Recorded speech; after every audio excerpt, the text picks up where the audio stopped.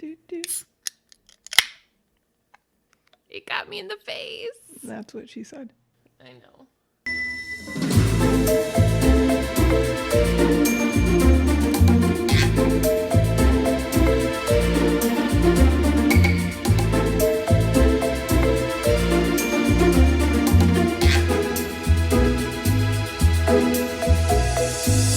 Hey girl, hey. Hey, girl, hey. How goes it? It goes. How goes it for you? It also goes. How's your day been? I love that it goes. It was really good.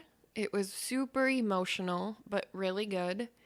And also productive. I went to the gym. I got a car wash, like a deep clean car wash, the kind where I get my like mats washed and shit. I took a nap. I played Fortnite. I got some shit done today. I was really excited about it. How was your day today? It was really good. We went to a hockey event that the cousins are a part of, and I just love hockey, so that was super fun. Very cool. I love that. I love the little videos of Moose on his little skates, on his little hockey skates. Oh my God, I die. I die every time I see him on the ice. It makes me so happy. Yeah, he had a blast. He was telling us that he wants to play hockey, but he's too little right now. Oh, my baby. Kiss on his sweet face for me. Will do. I feel weird. Hey, guys. Welcome back. Right? Is that how we do this? Is that what we do here? Should we do that next? I think also we should do... I'm Allie. I'm Celeste, I think. Maybe. And together, we're Taboos. Bum-ba-da-bum! Welcome to our show, where we talk about taboo culture with foul mouths and drinks in hand. If this is your first time, welcome to the shit show. If you are a returning guest, please hand me your punch card, and we will make sure that you get your frequent flyer miles. Ooh, I love that plan. Thank you. Now we need punch cards. Fuck. I feel weird because we're not talking about what we're drinking. Hey, guess what, Allie girl? Hey, what, Celestial? Today we are recording an episode that will be our first episode released in the month of March that we also recorded in the month of March. Our Shark Week episode was recorded in February. So we have not really had the opportunity to talk about Love is Love and our series on that. And I just want to know all of your thoughts and what you think and what your favorite parts were. Hit me with the good stuff. I adored it. I thought it was fantastic. And all of my parts were my favorite parts. I like all of your parts also. But I especially enjoyed our interview with Danielle because I feel like that was very enlightening for us both and a very untalked about topic. How about you? I would agree completely. I absolutely am obsessed with our Love is Love series. I love the direction that we took it. I love that we took it in a place that is super abstract in the concept of love is love. And I'm really proud of us for that we didn't play it to a very stereotypical love is love concept. Everything I learned this month, honestly, like about society and about myself, that was a really big thing for me in the Love is Love series. I just learned a lot about myself. And also, I cannot agree with you more. Our episode with Danielle is legitimately like magical to me. And I know that I'm really biased when I say that, but I mean it. Like, that was such an amazing experience for me. And having the opportunity to be able to ask questions and to be able to understand this thing that I genuinely didn't, to the point where now I feel like I can have an educated conversation about asexuality and with someone who is ace. That just makes me feel like a better person. Like I feel like I leveled up my little human avatar or some shit. Like, I don't know. I'm just really proud of us. And I think that it's really beautiful what we've created. Also, shout out to you because the self-love episode was your ingenious idea. And that's our best performing episode to date as far as released within a month. I'm not sure if that makes sense to anybody else, but long story short, people clearly loved it. So all the kudos. I really appreciate that because that episode was something that I struggled with not in research or in presenting at all, but I really was like, oh my God, are people going to really even care about this? Like, are people going to think this is weird and insane that I'm talking about this? And I think also the fact that so many people perceived, I like when I said that, so many people perceived that self-love is the same as like self-care. And I just really was kind of nervous that people were going to think like the guy at festival in saying like, yo, what's taboo about this? That's weird as fuck. Like, I don't know. I got really insecure about it for some reason. But the fact that you guys appreciated that was put out and that has hit home for a lot of you who you have very graciously reached out to us and let us know that meant something to you, which we are honored and humbled by. So thank you.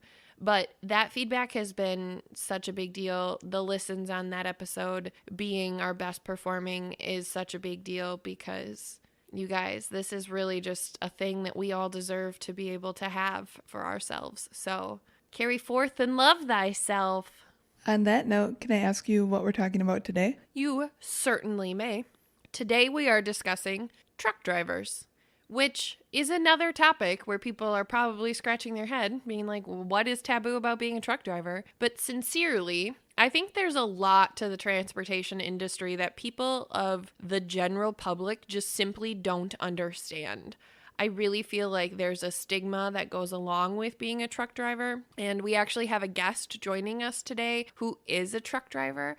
So I'm super excited to introduce you to who that is.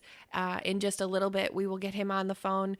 But I just am super excited to have this conversation. This is one that's important to me personally on a couple different levels. So I'm really looking forward to sharing this education with not only the history of driving, but also the perspectives around why it's gotten kind of a bad rap. And then also to be able to talk about how, as a society, we can be better for drivers, because honestly, they're one of the main functions of the bloodline of our economy, really. Like, if capitalism is the heart of our country, transportation is the blood and veins of our economy, and drivers are the white blood cells.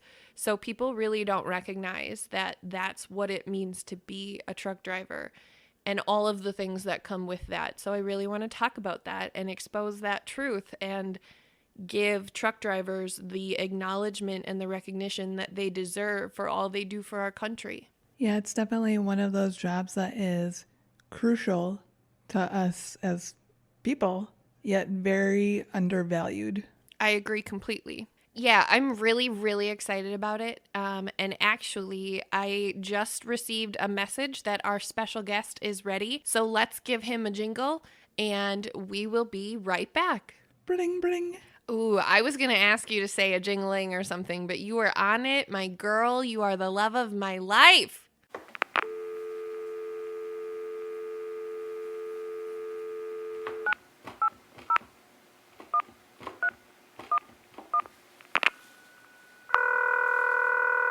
What are you touching? Consents. Who, me? Yes. Piece of paper. Can you hear it? Yes. Okay. I was like, who's got a bag right now? I thought I'm that so was your excited. special guest notebook. No, he is here though. Don't talk about him. He has a lot to offer today. Also, I'm really excited to show you guys the can that I got for this drink because I specifically picked it out because I saw it and I was like, oh, this is so a Chris can. I must take this beer. Okay, so hello, special guest. Hey. Hello. Do you want to see something really cool? Yeah, I do. Okay. We made you a thing! Yes. That's awesome. Oh, what did you send it on? Like Messenger? I did. I just sent it in Messenger, but he has, okay, this picture is shit and you can't tell. He has a little septum piercing. Yes. And he has little gauges. Isn't Yes. it cute? It looks just like me. It does. Shout out to our girl, Melissa, who made this amazing graphic for today's episode. And there's even a little area that says this. Yes. We made you your own little trucking company. One day I'll get there. To clarify for listeners, because this is an audio podcast, They will have already seen the marketing. Maybe they won't. Maybe they're not on our social media forums. You're right. Okay, well, if that's the truth, y'all are fucking up, and please go find our social media forums. What are you bumbling about? Hi, I'm 80. Go find us on our social media forums. So back to my description. It's like, why are you still talking? Wow, I just hit pepper in this drink. Dead. Okay. It's a graphic of a truck, a flatbed, that's hauling our logo in concrete blocks. And it says LaBar Luck Trucking. And it has Chris's persona.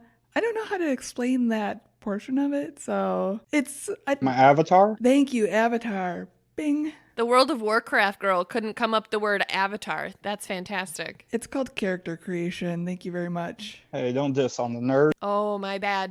But, okay, so this was a totally fucked up round the world trip kind of conversation to get us to the point that our special guest is Chris LaBar, ladies and gentlemen. The man, the myth, the legend. Yeah. Finally. I don't know how to act in royalty. What are the rules here? No. Act yourself. Should we curtsy? I mean, if you want to. Okay, let me move this mic real quick. Oh, God. I have a red carpet somewhere. We can roll that out. Right on. Burp, burp, burp, burp. There was my majestic trumpet noise. Yeah. How are you today, Mr. LaBar? I'm enjoying my day off. Yeah, short weekend again. So, Awesome. Yeah. Was this a day off that you requested or you got the day off? No, I just I started my week last week on Sunday. So typically if I do that, my week is over on a Friday, early Saturday morning. So I got home last night like 9:30. Awesome. Yeah. Well, we're going to talk about that. I'm super excited. I just want to say that I appreciate the Slipknot poster behind you. Yeah, buddy. Also, you guys can't see, but I have I actually forgot I ordered it like 2 weeks ago. So I was like, oh, yeah, I know what I'm wearing Saturday. That is incredible. Oh, I'm so excited! Yes! Oh my God, I'm so excited. That makes me so happy.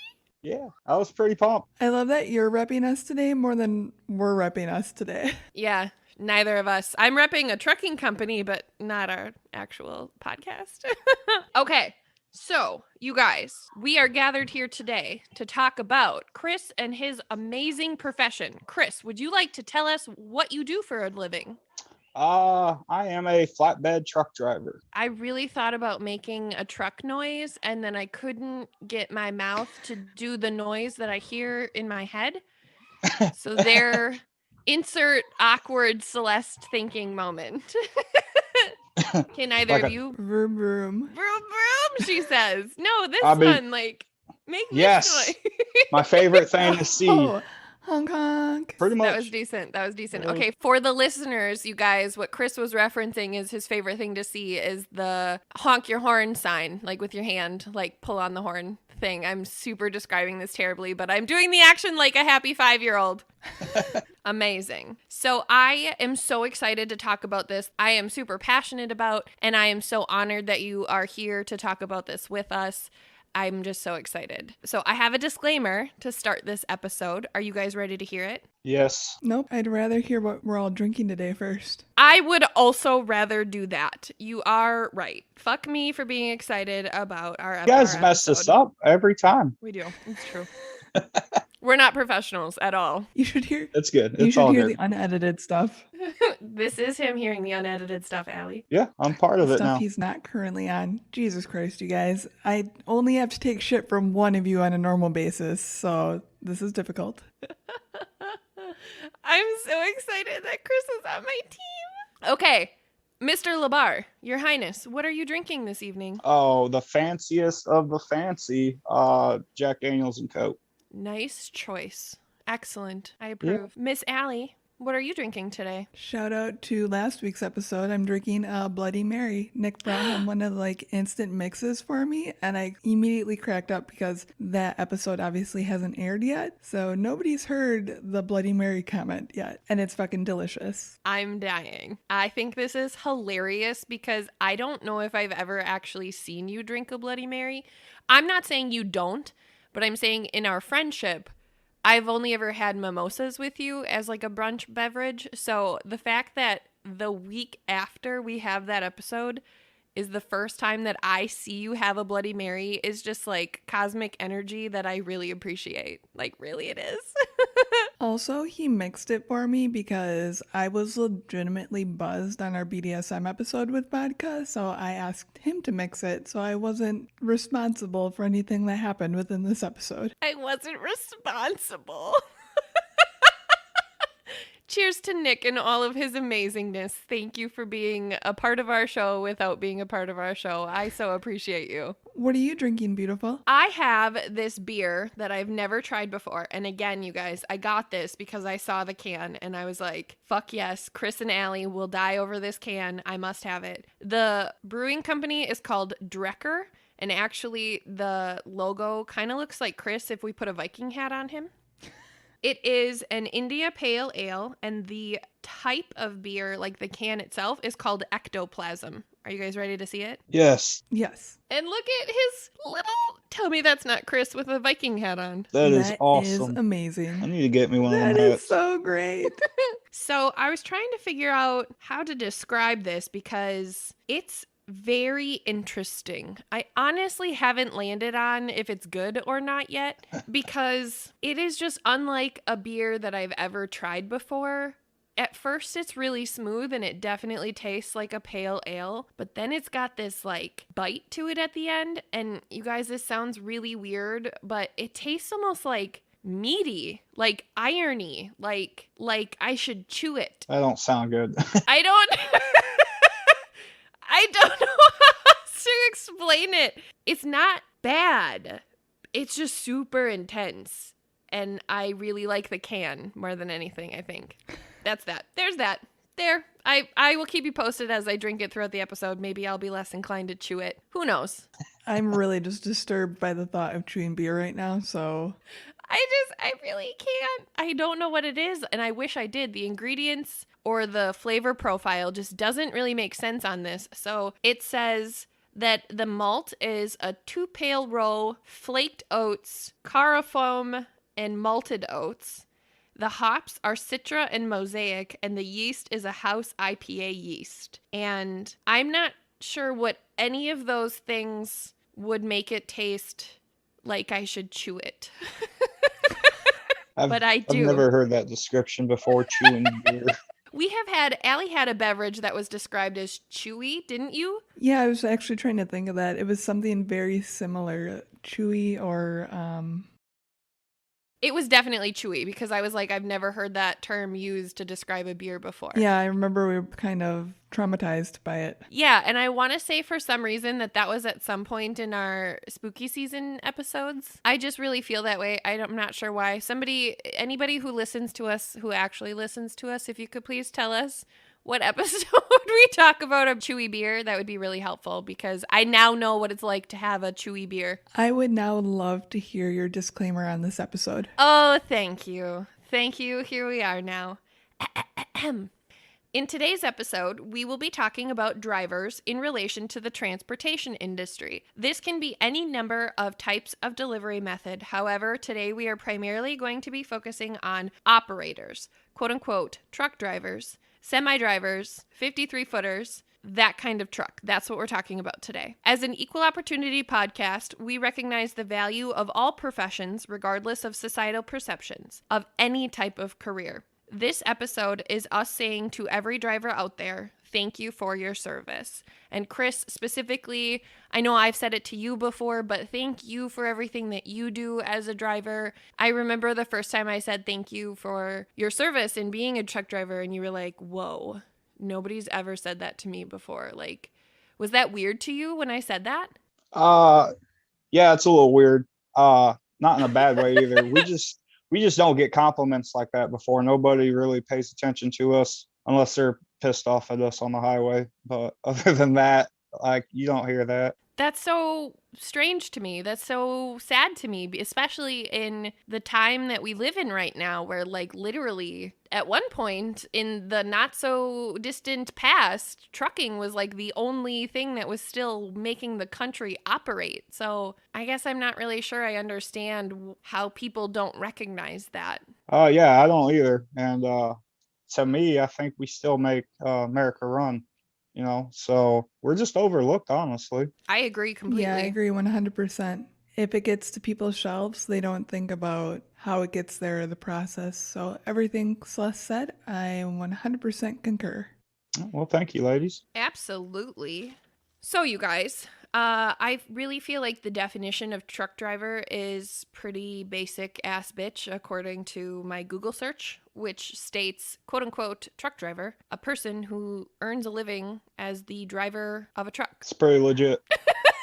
I thought it was just going to be truck driver, a person that drives a truck. I mean, yes, but they earn a living doing it. That's the differentiation there. I forgot that component. Good job, Wikipedia. I feel like that is where I got that definition. It was just the first one that came up on Google. But I really struggle with that definition. I don't think that that's accurate at all. Trucking is so much more than that. Truck driving is so much more than that. So here's my definition of what it means to be a truck driver. And Chris, I would love to hear if you would agree with this. So like I said before we had called Chris, I truly feel like the transportation industry is the circulation of our country as far as the organism. If capitalism is the heart of this country as far as how it runs, our economy, sincerely, transportation is how blood flows throughout the country, which is the organism. How does that blood flow actually work? That's because of drivers. Drivers are the white blood cells who carry the blood from point A to point B, getting it to the extremities that need it. That is a crucial function within our society. That is so much time, so much energy, so much effort, so much safety, so much risk, all kinds of aspects that people genuinely don't consider. And Allie, I think it's really interesting that you say, as long as the products are on the shelves, people don't think about it. I can attest to that. Prior to my very first big girl job, I had zero concept of how things got to the store, which sounds really ignorant, but seriously, ask yourself, do you know how things get to the store? Do you know how things are made? Do you recognize that every single product of every single thing you touch has come from multiple places before it got to the point that it's in your hands? The chemicals that go into things are individually created by different companies, and then they're moved to another place where they're put together to make the product that you're buying. But before you can buy it, those companies then ship the product to the store that you bought it at. So there's a truck involved at every single point of that interaction. Sometimes more, sometimes less, but it doesn't change the fact that if you have purchased something, a truck driver has touched it. And that is the reality of the world we live in. And nobody looks at this profession that way, and I'm simply just not sure why. Chris, would you agree that that's an accurate assessment? Yeah, definitely. Especially how you worded the blood flow, kind of, sort of. I definitely feel like that. That's where the heartbeat. So we keep things going. We keep the country moving. Keep the factories going. Stores. I was doing a little bit of research a couple of weeks ago. I don't remember where I found it, but it said that if truck drivers would stop delivering for whatever reason, all of them just stopped. So nope, we're not doing it anymore. Stores would run out of things within 3 days. 3 days? Yeah. Holy fuck. Yep. So again, I don't know where I got that from, but I don't even doubt that though, especially after seeing the catastrophe that was the stores when COVID hit. Holy shit. I don't doubt that for a second. 3 days actually sounds generous to me. Yeah, it's pretty nuts. Yeah, and I actually have some, not my own personal experience in the field, but I have family that was in trucking, and I've heard some crazy stories for when shipments can't get moved, because this was back in the heyday, and it was my grandpa, and he was held up at gunpoint, and the company he worked for still was like, go back and get your truck, and he was like, you go fucking get your truck. There's people in there with rifles. So it's tied back into sometimes even the people that know about what's occurring and how important truck drivers are don't care, which is also super sad to say. So I really appreciate that you said that, Chris, and I appreciate your perspective. How long have you been in your role? I consider myself a rookie, but I've been doing this for I'm going on 13 months, so a year and a month. Nice. Congratulations. Do you enjoy it? This is probably the best job I've ever had, honestly. Oh, It's not easy, but I'm good at it. So I enjoy it very much. That is so great to hear. very cool. What's your favorite part?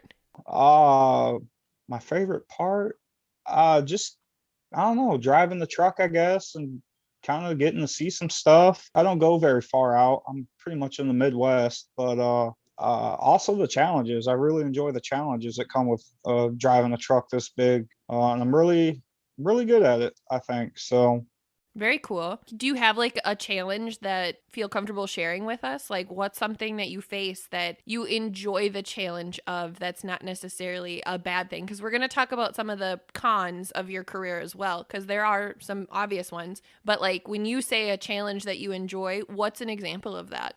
racing my clock and getting to where I need to be with a minute left of my clock. Oh, I love that game. I don't love that game. I shouldn't endorse that game, but I love that game. Also, I do it safely. I'm not like 90 miles an hour down a 30-mile-an-hour road. I do everything safely, but there's been a couple times where it's like, I don't know if I could make it. I was like, well, let's see what happens. And yeah, getting where I need to be with a minute left of my day. So that's always a good feeling. That's super cool. And we're going to talk about that more as we talk about the history of trucking and how that comes around, because I don't think that enough of society recognizes that drivers are only allotted X hours of drive time per day by the DOT because of safety, which is crazy because that's a rule that I feel like everyone should have. Hours behind the wheel are exhausting. Like, it takes a lot of mental energy and focus to drive any vehicle, let alone one that weighs 70, right? 70,000 pounds? Not 70 80 pounds. 80,000 is what I'm legally allowed. That's fucking crazy. That is a big ass bitch, Chris. That's a lot of weight. Yeah. I just want to say, as a massive procrastinator, racing against the clock sounds like my worst nightmare. So kudos to you for taking that off my plate. Thank you. I love it. So let's talk a little bit about truck driving as a job in its very core perspective. For anybody who is unfamiliar with trucking as a career path, here is some information that I got from Indeed.com about salaries and benefits. The average salary is about $61,518 USDA dollars. In US dollars. I don't know why I said USDA. Are we talking about beef? What the fuck is wrong with me? Wait, can you hold that thought for a second? I just realized I never plugged in my power supply. Hang on. Oh, okay. I wait. It's still chewy. Still chewy? That's Yeah. not good. It's not good. I really want to be able to describe the flavor though, and I just can't. You know what? It sort of tastes like armpit. It's no good. That was a really weird thing to put my headphones back on to. Your face. Chewy armpit. Chris's face. Oh, I don't like it. The can is still really cool though. That's what I've decided. I'm going to switch to water now for the rest of this episode because chewy armpit is not my favorite beverage. Okay, so salaries, benefits, Indeed.com. We had to take a small intermission. I don't know what fucking happened or where I left off. So here we go. The average salary is $61,518 US dollars per year based on a study that was done on 372,000 reported salaries that was updated on February 7th of 2021. An owner-operator driver can make on average of $280,274 a year. That's real fucking money. Let's acknowledge that. Can I say something about that though? Absolutely. They do make baller money, but a lot of that money goes to taxes and the truck itself. I believe So that. what they actually bring home is maybe a little bit more than the company driver. That's really interesting, actually. I guess I didn't even think about it. Probably would be really fucking expensive to upkeep your tractor if you had your own, right? Like, Yeah, trucks aren't cheap. Oil changes are like anywhere from $1,000 to $1,500. oh my God, I thought my $40 oil change was expensive. Yeah, fuel, they buy their own fuel, very expensive, especially right now. Super, super high in price. That's crazy. So, do you as a driver get this is one of the benefits that's on here, but I'm really curious. Do you get a fuel discount or a fuel compensation as a driver, like for yourself, or is that only when you're actually working? That's only when I'm working. Got it. Okay. Because one of the benefits, like I said, that's actually listed as a most common benefit of this profession, along with employee stock ownership plan, a 401k matching, referral programs, the fuel discount, as previously mentioned, paid time off, paid toll fees, life, health, vision, dental, and disability insurance. Would you feel like those are pretty normal offerings in the industry from your experience? Yeah, I have all of that pretty much. Yeah, except for like the toll booth. I can't drive on my like personal vehicle and get free tolls, but when I'm in my truck, I got free tolls. Do you have a pass, or is it just a free toll because you're a truck? No, I have a toll pass on my truck on my windshield. Nice. I also have one of those things, and that thing is my fucking favorite. I hate stopping at tolls. It's like the most annoying thing. And I get lost really easily. And I swear to God, just getting off the off ramp to get through a toll will turn me around and completely make me lost. I am that simple, you guys. This is why I don't drive through cities or go anywhere. That's why I always drive when we go places and then we get lost. Navigate so hard. Places that I go and travel and deliver and pick up, I'm on the toll road all the time. Nice. I also found this statistic that I thought was really interesting. 51% of drivers in the United States believe their salary is quote unquote just based on the work that they do. I guess I struggle with that a little bit. Do you feel like your salary is just for the work that you do? I don't know. Can you go farther into that? Like, what is that? Yeah, so this average salary again is like 60, we're just going to call it $62,000 a year, okay? That's a pretty legit salary. I'm not knocking that salary at all. But when I think about all of the things that truck drivers do, and I think about how truly you are providing a service for our country, right? Like you are away from your home consistently. You are isolated completely from social interaction other than, right? I mean, podcasts or your customers when you are at a drop off or a pickup, but otherwise you're in your truck by yourself. There's so much work that goes into it. There's so much risk that goes into it just because people are fucking crazy drivers. And there's also the inclement risk of weather. I just don't know if I feel like a $62,000 salary equates to the amount of work that drivers do. I personally, on an outsider perspective, feel like that salary should be a lot higher. And apparently 51% of drivers are saying that they're actually very happy with their salary. So I guess where my question is coming from is, and I don't need to know your salary specifically, but do you feel like you get paid justly for the work that you do? Yeah, I do. I feel pretty happy with what I make. This is also, I've never quite made money like this before. I've always done factory and it's always been kind of, crappy pay, but also the money I make, it reflects on how hard I work. So if I want to take it easy one week, next week's check's not going to be that great. If I bust my butt, check's going to be pretty good. And there's always a lot of things that kind of affect that, weather, traffic, breakdowns, tire blowouts, stuff like that. So I'm pretty happy with the pay. I'm really glad to hear that. And that was really my question. I'm not offering my opinion in saying that drivers should or shouldn't have more salary offered to them. I really was asking, I guess from, again, that outsider's perspective. I just personally was surprised that 62,000 was the average. I was like, whoa, that actually feels like not enough. Like, sincerely, I make a salary that's pretty close to that, and I don't do half as much work as a driver does in the sense of how much you actually do and sacrifice, not only in a family perspective but also in your physical perspective. Like, driving is really hard on your body. Yeah. So let's see, I did 9 months and got my W-2.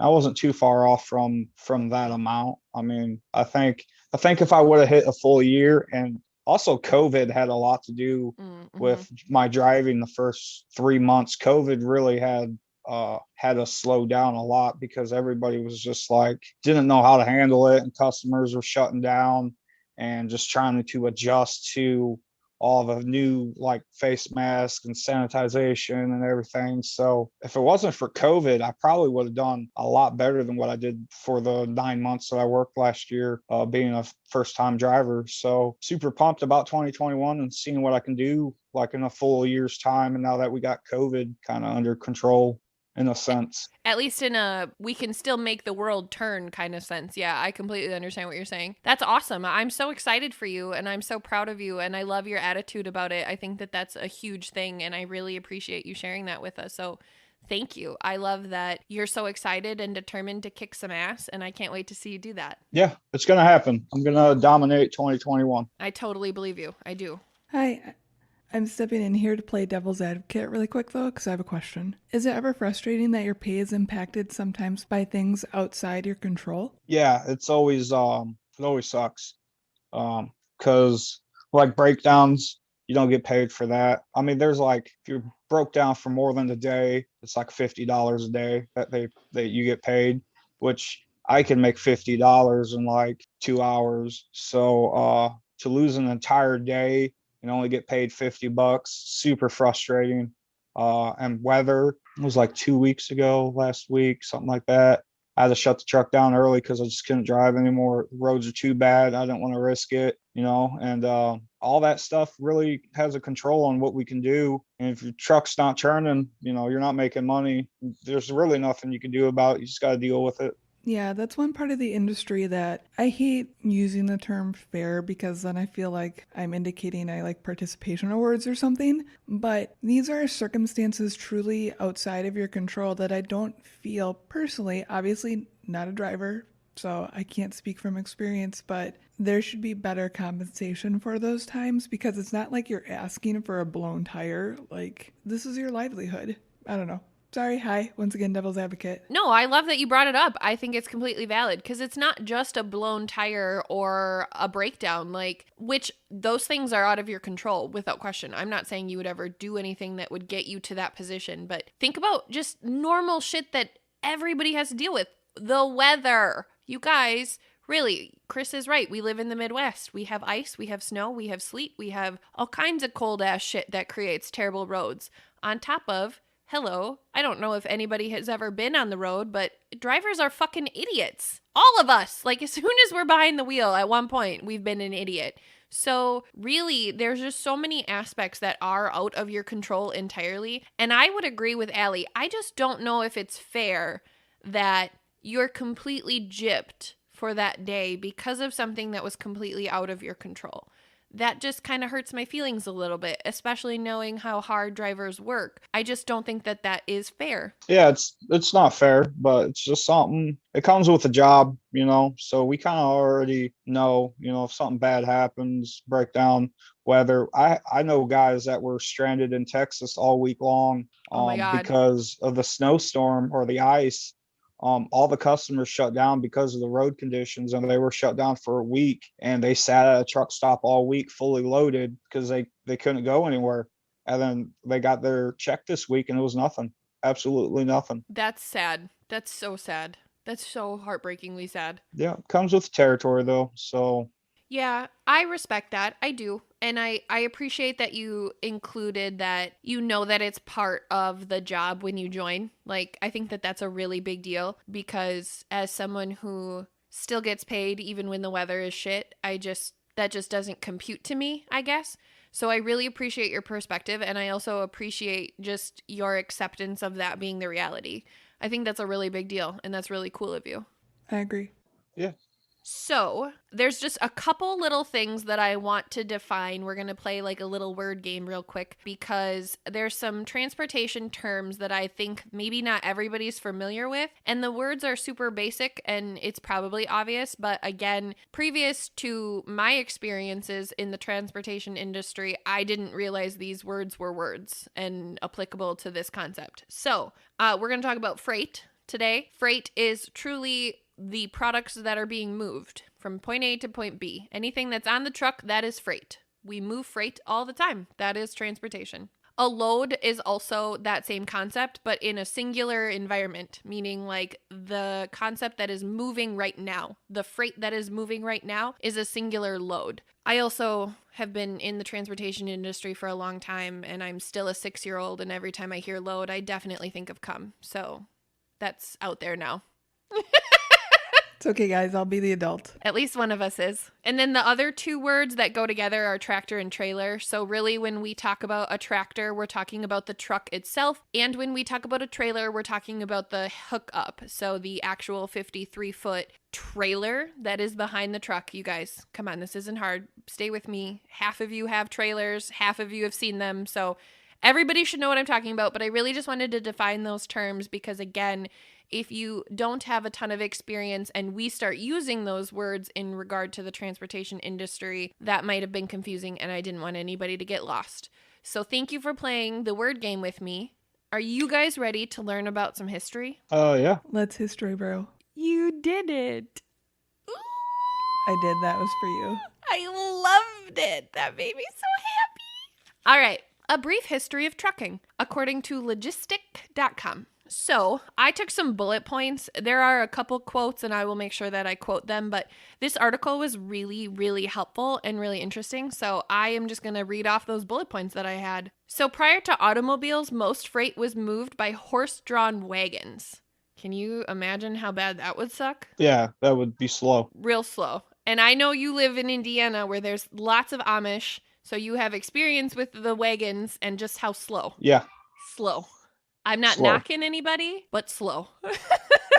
I love horses, but I also love Amazon 2-day delivery, even though I hate Jeff Bezos. Prime is nice, and so are horses. Horses in Prime. I agree. But yes, fuck Jeff Bezos. That motherfucker. What a wasted opportunity at a real life Bruce Wayne. I'm so mad at Jeff Bezos, it's not even funny. So a quote from the article is, in the early 1900s, trucks were basically motorized wagons that resembled their horse-drawn predecessors. There was about 10,000 quote-unquote trucks in the whole country as of 1912, with many of them being used for deliveries in and around larger metropolitan areas. The Seattle Chamber of Commerce sponsored a truck and driver to travel from Seattle to New York in 1916. This trip showed the manufacturers and merchants of the country that highways and truck transport were going to become a major influence in their lives. The first trip from Seattle to New York took a grand total of 31 days. Wow.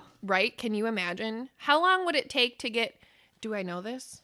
I did this. I'm going to stop talking. I'm going to read this. Okay. Okay, here we go. The quote continues to say, in 1914, there were less than 15,000 miles of paved road throughout the whole country. But during the next decade, the federal government spent $75 million on new road construction along with improvements on existing roadways. So I really sat with $75 million is a lot of fucking money. And I'm really curious what that would equate to with inflation today. So I did a little calculating, not actually myself. I actually looked in an inflation calculator because y'all know numbers are hard and that's not what we do here on Taboos. So $75 million in 1914 would equate to $1,961,865,000 today. So basically $2 billion, which is an inflation rate of 2,515.8%. Jesus. And yet, we still need better roads. And yet, all of the roads are still shit. I can attest to that. Can confirm. Chris is here. So I also was curious, like, how much road was 15,000 miles? Like, I really wanted to understand that because obviously 15,000 miles, if you have 800 left and right turns, that's different. But I really wanted to understand in a tangible aspect how much road that was. So I sort of played this little game for many hours trying to figure out a respectable way to demonstrate how much road that really was. So here's my calculation. 15,000 miles. If we made a 15,000 mile road, right? Just straight. That's how I did this. We're ignoring water. We're putting the road right over water because, again, I want to understand how far I could travel with 15,000 miles of road. That would be a road that would take you from Seattle, Washington to Alice Springs, Northern Territory, Australia, and then halfway back to the US, landing about in Yemen, given 200 miles. So literally 15,000 miles of road could get us almost all the way around the world twice, about 1.5 times. Isn't that insane? I just really thought that that was super impressive. That's so much road for that time frame, especially considering like the technology to build roads has advanced so much, and the chemicals and the things that we use to build roads have advanced so much. To really think about that much road at that time in history, that's just fascinating to me. I thought that was really cool. The article continues to say, trucks were first used exclusively in World War I. With the increased construction of paved roads, trucking began to achieve significant foothold in the 1930s and soon became subject to various government regulations, such as hours of service. Shout out to hours of service. We are going to come back to that concept because it's really cool and also really difficult. And I would like to talk about that with all of you. So hold that thought. During the late 1950s and 60s, trucking was accelerated by the construction of the interstate highway system, an extensive network of freeways linking major cities across the continent. At this time, diesel fuel was $1.49. Could you imagine? That'd be great. I don't even know. What is diesel fuel today? Like, I don't know how much it costs. About $3.35 right now. Oh, holy fuck me. That's a lot of money. And you need a lot of it. Like, how big is your gas tank? It's a diesel tank, first off. 220 gallons is what I can hold. Okay, so what does your bill look like when you top off? Okay. So last week I messed up and drove the truck super hard. And when I woke up Wednesday morning, it was on E, which is something I never want to do. And I made it to a truck stop and filled it completely all the way with 201 gallons, and it was $670. Oh, I wasn't too far off in my in-head calculations that nobody can confirm now. Because she didn't count out loud. That's so much money for a tank of gas. Like, really, you guys, think about this. Like, really, really, really. I don't even like spending more than $30 on a tank of gas. I'm so not kidding. $600 for a tank of gas. Holy fuck. It's a ton. I'm glad I don't have to pay that. I'm so glad you don't have to pay that. I'm so glad. I just can't imagine. What kind of mileage do you get? Depending on how much I'm loaded and the area I'm running, hills have a lot of hills factor in a lot in traffic. I get about 6 to 7 miles to a gallon. Whoa. Oh my God, I'm in so much pain right now. Whoa. Yep. She's thirsty all the time. She's thirsty. That is crazy. Does she have a name? No, I haven't named her. Yet. What? Still thinking of it. How is that possible? I mean, it's got my truck's got my name on it, but I haven't gave the truck a name yet. I'm still thinking of it. Okay. All right. Well, keep us posted if you name her. I'm curious what her name will be. All right. I'll let you know. Oh my God, start a poll. Start a poll on Twitter for suggestions. Oh, I love that. Yeah. Yes, let's do that. Okay, dear listeners, help us come up with Chris's names for his beautiful truck. It's a big black truck. We will talk about some names as we go through this episode. Let's all think of at least one. Okay, we'll think of one name to throw in the hat. I already have one. And we'll throw them out there later when we get to that point. Because I need some time. This is me really buying time for myself because I haven't had enough time to think about this. Okay, back to my quotes. Trucking achieved national attention in the 1960s and 70s when songs and movies about truck driving were major hits. Trucking has since come to dominate the freight industry and the latter portion of the 20th century, along with what was termed quote unquote big boy stores such as Walmart or Target. So really what I want to talk about with you guys right now before we move on to the next section that I have is, what do you guys feel the perception of drivers are like within our society? I know we sort of touched on that a little bit, but I really want to hear from your perspectives. Like, what is that perception to you guys? Both good or bad. I'm open to both. Go ahead, Allie. Okay. I would say that general perception is that it is a low class job and that people who don't aspire for something quote unquote higher take the job, which I think is so fucking stupid. That's probably an episode for another day regarding that thought process. I agree completely. And there's not a lot of respect for the actual job itself insofar as driving the fucking truck. I can't even parallel park my goddamn car, my Jeep. I can't even imagine trying to drive any sort of huge vehicle, a semi, a flatbed, whatever the fuck. So people don't even think about that part of it. Or even like a FedEx truck, like a big delivery truck. You know what I'm talking about? Yeah. So I just think there's not a whole lot of respect for it, and maybe I'm completely wrong, and that's what my perception of society's perception is. So Chris, if I'm wrong, please tell me no. No. I think a lot of people think it's like lower class, kind of the scum of all jobs.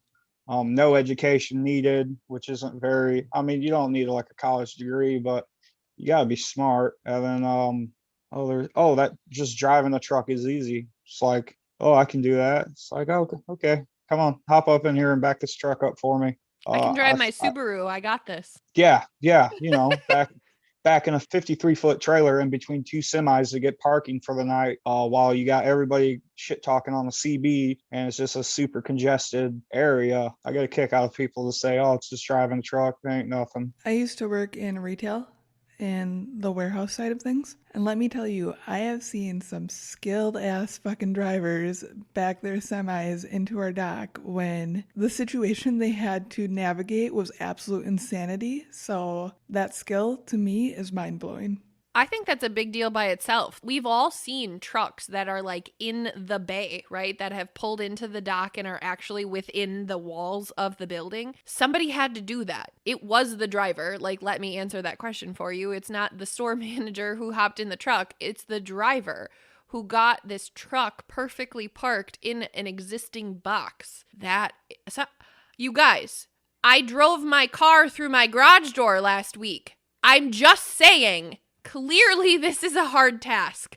Drivers deserve respect. That is it. You drove your car through your garage door? Oh, or that's into... right. You haven't heard that yet. I've done it, though. I've done the same thing with my car. Yes. So the garage door wasn't open all the way. I really thought it was, and it wasn't. It wasn't even halfway open.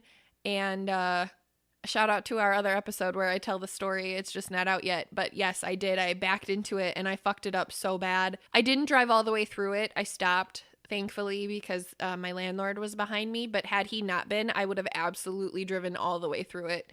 For sure, without question. It was the weirdest thing of my life, and it cost me $800 and also my dignity a little bit. Oh, yeah. See, I've drove through an entire wooden garage door messed up on medication after a foot surgery. Oh, this was totally stone sober on Tuesday. Oh, don't admit to that. This is Tuesday morning on my way to the vet.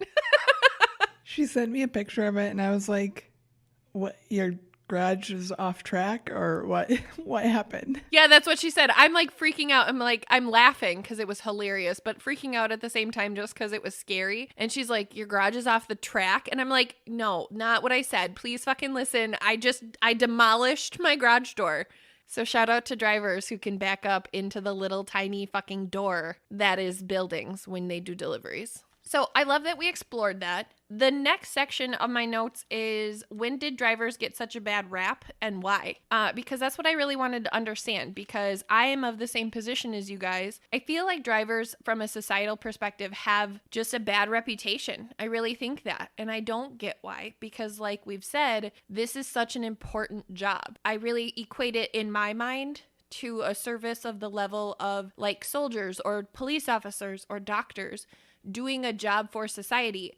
Although it doesn't take the same education or the same level of risk in the aspect of violence or active combat, it does require the same level of commitment because you guys aren't home, right? That's real. It does require the same amount of risk in, again, those instances of weather or being fucking robbed, right? And the number of loads that have high value commodities that people don't recognize, like you guys, do you know that almonds are a high value product and a high value commodity? Imagine a truck of almonds being hijacked. Do you know how much they could flip those almonds for and resell them? Thousands of dollars for one truck. That's insane. That's literally mind-blowing to me. That's just something that people don't think about when they think about truck drivers and what they're carrying in their load is for our economy. I just really think that this is such an important job within our society, and I don't understand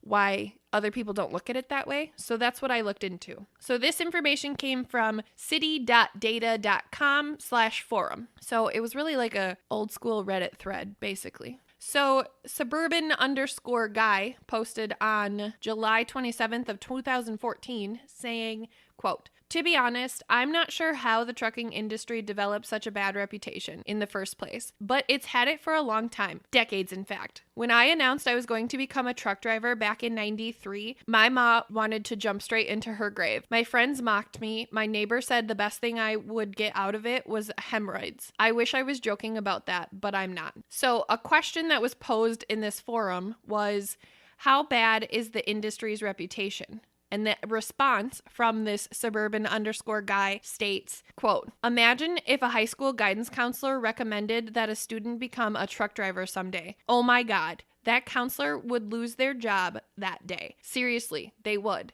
You wouldn't dare recommending truck driving as a career. It would be considered an insult." Do you guys feel that way? Like as parents, not necessarily that we agree with it, but this assessment of that, like, do you think that would be an accurate assessment, that would be insulting to other people? Yeah, I could see that being insulting, but I don't know, it's just a job. I don't think it's that bad. It's good money, so. I think that's really my thing. It's good money. It's good money and it's honest, hard work. That's what I'm just drawing a blank on. Like, what's insulting about that? What is insulting about that? I think once white collar jobs became a norm, blue collar jobs got kicked to the wayside. You don't hear really anybody, and this could just be my perception because Moose is 2, so not in the zone yet, but you don't hear people talking about trade schools or trade skills or anything like that for professions for our children within an education zone. It's all go to college stuff, and there's a reason for that. Another maybe future episode. Definitely. But I think that's a huge part of it. And I think it's so stupid and degrading and harmful because some people are so good for these sorts of jobs and they're so needed and so undervalued. They're truly the backbone of our society. And if we don't have enough people doing them, we're fucked. Totally fucked. Without question. Totally fucked. Yep, I agree with that. So I appreciate us being able to talk about that. The next question that was posed was, if becoming a truck driver is looked down upon in our society as a low-class career, what type of people do you think it will attract? And the response from, again, suburban_guy states, "You guessed it, the wrong people. Does that mean I am the wrong people? Heck no. I am great people." I really loved that he said that because I would say that shit. And so are a lot of other drivers out there. Some of the most intelligent and interesting people I've ever met are truck drivers. They carried themselves with pride, integrity, and kindness. But my God, you should see some of the other drivers. It's shameful. But truck drivers as a whole have earned this horrible reputation. The industry has its share of smelly, nasty, foul-mouthed, obnoxious jerks who walk around cussing, spitting, and threatening people as part of their everyday routine. And I'm not about to make excuses for this level of unprofessionalism. There is no place for any of it in the industry. The reason that I wanted to include that quote is because I personally feel, especially as someone who is very familiar with the transportation industry, I felt as though that perception was so dead on in calling out, like, yes, there are people who are not great people in this role, but this role is not made for not great people. Are you guys on that same wavelength with me here? Yeah. Yeah. Well, here's the thing. That can be said of any career. There's shit people in every career. Oh my God, yes. So I think we assign certain stereotypes to a degree to these fields because it's easier to do so. And society would prefer we turn a blind eye to the shitty people in the quote unquote preferred careers. I think that's really important. I do. I think that's really important because I think about the people in professional environments who, I'm going to use the word thug, right? I'm going to use that word, but I mean it in the sense of like a con artist or a bully or just a fucking douchebag, like just like a workplace thug, right? Like people have that in every single industry. It doesn't matter if they're wearing a jumpsuit or a fucking suit and tie. That asshole exists everywhere. But I do agree with you, Allie, in what you're saying. I feel like the perception is that truck drivers are primarily just that image of that quote unquote thug, like not skilled, not intelligent, not committed, unmotivated. And I just don't think that any of those things are accurate, especially with what I know about the transportation industry. I just don't understand how that can be perpetuated, especially after this year. And people, for the first time in my life, actually recognizing that transportation is a really fucking big deal. And it might have only been temporary, but at least when everything was shut down for 5 seconds, everybody recognized that we needed truck drivers. I just really struggle with this concept of demoralizing a career that is pivotal for the existence of our country and demoralizing those people within that profession just because they're not lawyers or doctors or police officers. Like, I just don't understand. How can their role be beneath someone else? I don't know, I'm probably talking in circles, but it's such a question that I don't get. Ironically, too, the fields that you mentioned that are lawyers and doctors, I'm not sure on police officers, but I'm assuming this probably stands there as well. Those are fields that are very flooded for people applying for those roles. The trucking industry is hurting for drivers because of this perception. So it's this vicious cycle that we're going to have a really hard time getting away from. I agree completely. And that's part of the reason why I wanted to have this conversation and to do my part as just a human being who recognizes that this career is so undervalued in our society. I can't speak for other parts of the world and their transportation and if they value that role in those areas or not. I don't know that, but I do know in our country, it's just not looked at and talked about the way that it should be. And I agree with you completely. This is going to end up being a crisis moment, truly. If as a country, we can't get our hands around this and recognize that we are damaging our economy in this sense, this degradation of this industry and drivers as a career path that will literally make the blood stop running through our extremities of our country. So I really felt like we should use our platform to at least have a conversation about making people recognize that. And also shout out to anybody who is considering maybe becoming a driver. I really want this episode to be for you, and also shout out to, like I said, any drivers who are currently listening. This episode is also for you, and we appreciate everything that you do for us, and thank you so much. Thank you. Thanks, Chris. Yep, no problem. I finger gunned. Allie hates it when I finger gun. Ooh, I love that you did it. We're no longer talking about music, Chris. Oh, that's messed up. No more music talk. I cut out finger guns. Kidding. I'll talk about music with you. Cut out finger guns. So the same forum, but a different user. I personally don't agree with any of this, but I felt like it was really important to be talked about. So another user named Maloric, Malloric, said, quote, "It's not, quote unquote, high skilled work. I wouldn't say I look down on them any more than I look down on anyone. It isn't a highly respected job in the same way that a janitor or a garbage man or plumber is, which is a completely different, quote unquote," oh, I missed a word, which is completely different than quote unquote looking down upon. Society generally places more respect on very high-skilled jobs, such as lawyers, doctors, or engineers, and less on more menial jobs. I certainly do as well. Again, this is a quote. Although maybe not as much as the average person. I definitely respect a neurosurgeon more than I do a truck driver, but that doesn't really mean I don't respect truck drivers or look down upon them.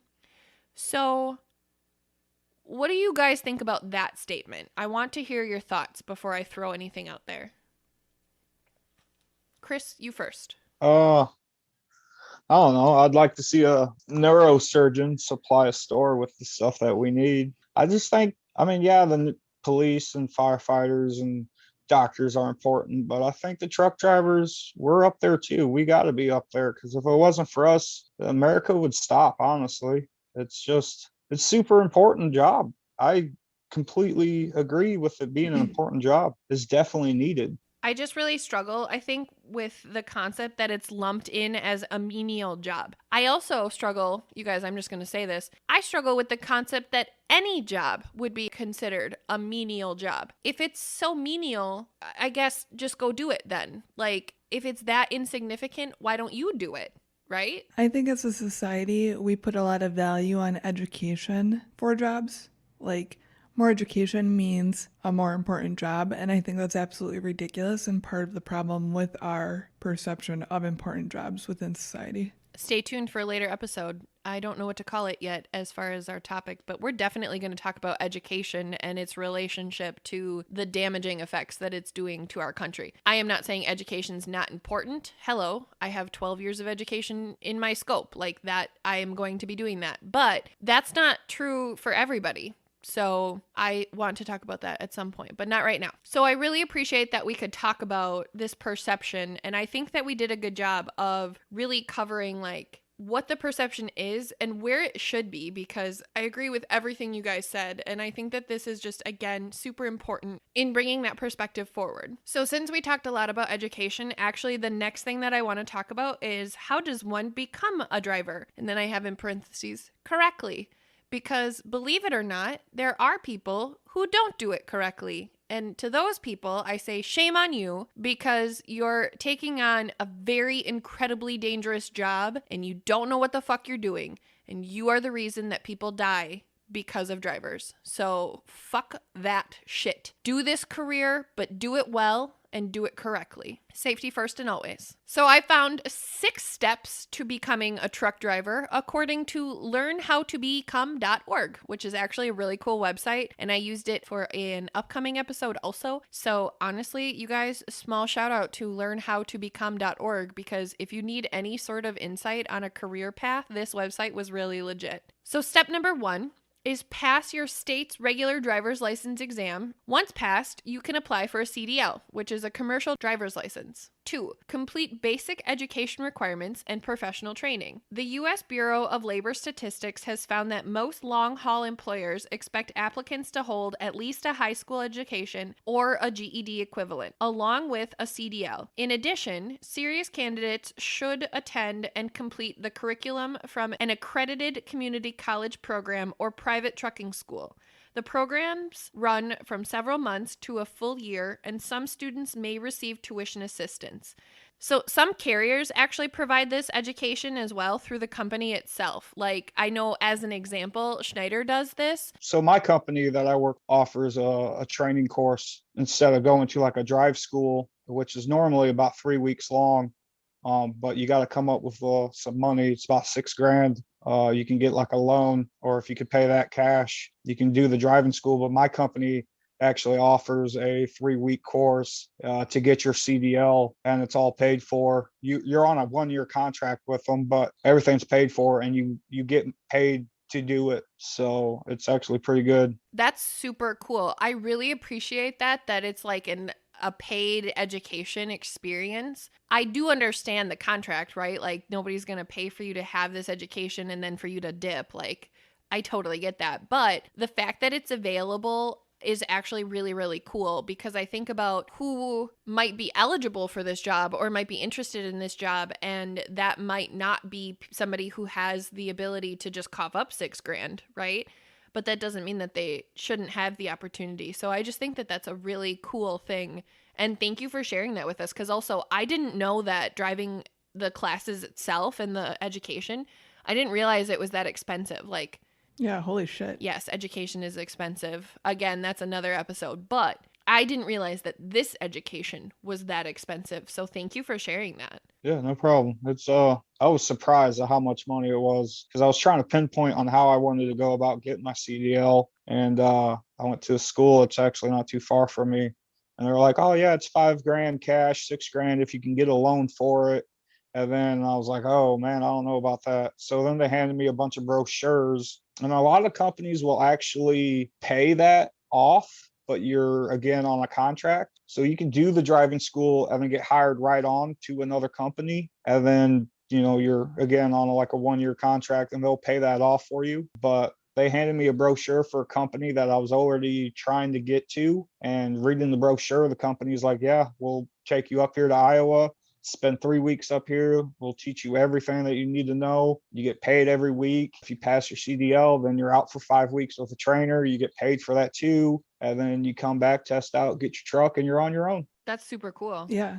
Yeah. I love that. I also love that it's like a cohesive experience that truly, like, as a hands-on learner, I really appreciate that opportunity to do that. I'm sure it's cramped and smelly and hard, like being with a trainer in a truck for 5 weeks. Like, I'm sure that is not delightful, but I would appreciate that learning experience if I was going to take this career path, because again, as a hands-on learner, like, I would not want to do that shit by myself. Even if I did take the class and I was really good at it, like, I would want someone in the truck with me until I knew what I was doing for sure. Yeah, sleeping in the same truck for 5 weeks with another guy below you. Our trucks have 2 beds in them. I got a top bunk and a bottom bunk, and of course, I'm in the guy's home. His truck is his home. My truck is my home. I'm in his house pretty much. So it was top bunk, very small and cramped, but it's definitely something to get used to. You're eating together, sleeping together in a way. But not snuggled. No, unless the truck breaks down and it's super cold. No. I love that you've entertained the thought, though. Shit happens. Yeah, it's definitely something to get used to. It was I actually had a really good experience. I had a really great trainer. Shout out to Greg if he listens. Thanks, He's Greg. actually yeah. He's actually the greatest guy. I don't know how I got so lucky. He just hit 10 years as a company driver. He just got Trainer of the Year, which is a that's very, so cool. very big Nice. award. He's on his way to 1,000,000 miles. He's not too far away from it. And then Oh, shit. I think Wheelmaster is in his future here soon. So that's a very big thing with our company, is a Wheelmaster. That is so cool. Congratulations, Greg. Shout out, all the things. That is so impressive, and that's really, really amazing. Thank you for sharing that with us. I love that story. Yeah. Drivers who can hit 1,000,000 miles, like, that just blows my fucking mind. Agreed. Also, Wheelmaster sounds really illustrious. Whatever it is, it sounds like there's a scepter involved. I imagine like a gold steering wheel. Ooh. Like, imagine like a Mario Kart, the Nintendo Wii steering wheel, but like a gold one. No, that's Yes. I mean, I don't know what the like you get a plaque or something, but Wheelmaster is a very like looked after type of thing. You get a plaque, you get your picture put on the company wall. Also, you said 1,000,000 miles. I know of one driver that's got 4 million miles right now. Oh my God. And Holy fuck. retired yet. He's still climbing. He's still doing it. That's amazing. Holy shit, that's amazing. Yeah, it's I'm hoping to get there one day. You will. We believe in you. Okay, so I love that you hit a bunch of the things. So I'm just going to fly through the rest of these because you did talk about them. The continuing education. So I'm not undermining any of the things you said. I love that we went there, but I did have just a little bit more in-depth information. So number 3 is truck driving schools typically teach students how to drive the truck as well as learn regulatory details to pass licensing exams. Schools should include focus on the essential of the state's CDL exam. I did have slight question on state's CDL exam because that implies that your CDL license is not through the same education on a federal level, which is just weird to me. Not even in a bad way, just in a how is that possible kind of way, because that just doesn't seem fair. It actually feels like setting up for failure in a way. What if there are laws and road regulations that you're not aware of in another state? Is that a thing, or am I just imagining that? No, that's a thing. And on the truck driver, he needs to know like what differences are in each state. Like, I don't know any examples really, but I know Georgia's very difficult on drivers, just the regulations that they have. But it's part of the job knowing what state you're going to, what kind of things going on in that state. Some states have like weight restrictions. They won't allow certain weights without permits. Some states are goofy about truck lights and stickers. It's just something the driver needs to know about before he gets into that state. So is that something that they would communicate to you upon tendering the load, or like genuinely you, Chris, need to know I'm going into Georgia, let me do my research? Like, how does that work? It's both. It's both. Okay. Our atlas that we have normally has pretty much all the info that we need. We just have to do the research ourselves. Also, when we're dispatched a load, if we're going somewhere that's got some sort of restriction or something, sometimes we're told about it, but it's on the driver, honestly. It's his truck, his rig, his business per se. He needs to know. He needs to do the research. It's all on him. Yeah. That makes sense. But also, I go back to not even in a driver to driver capacity, but on a federal level. Why would we do that to ourselves? Why wouldn't we just make this? I mean, a driver's license is a government issued ID, right? Yes, it is within your state, but the fact that the states have different laws around driving just is very fucking weird to me. I just don't understand that. Welcome to America. Pretty much. Real. I have nothing else to add because Allie said, welcome to America.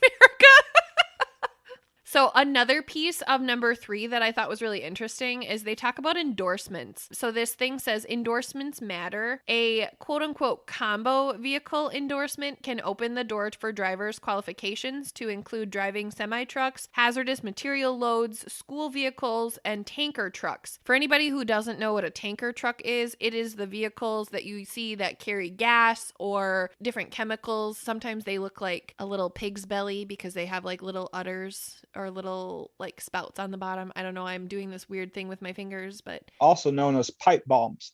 that's cool. I didn't know that. Yeah, there's nicknames for everything. Why pipe bombs? Because they would explode if something bad Because happened? if it's like a hazardous material explode, it looks like a pipe bomb. Oh, that makes sense. Just like a flatbed's called a skateboard. Nice. Is it really? Yeah. I love that. Say more. What are more? I want to know them. Dry vans are pretty much like prime.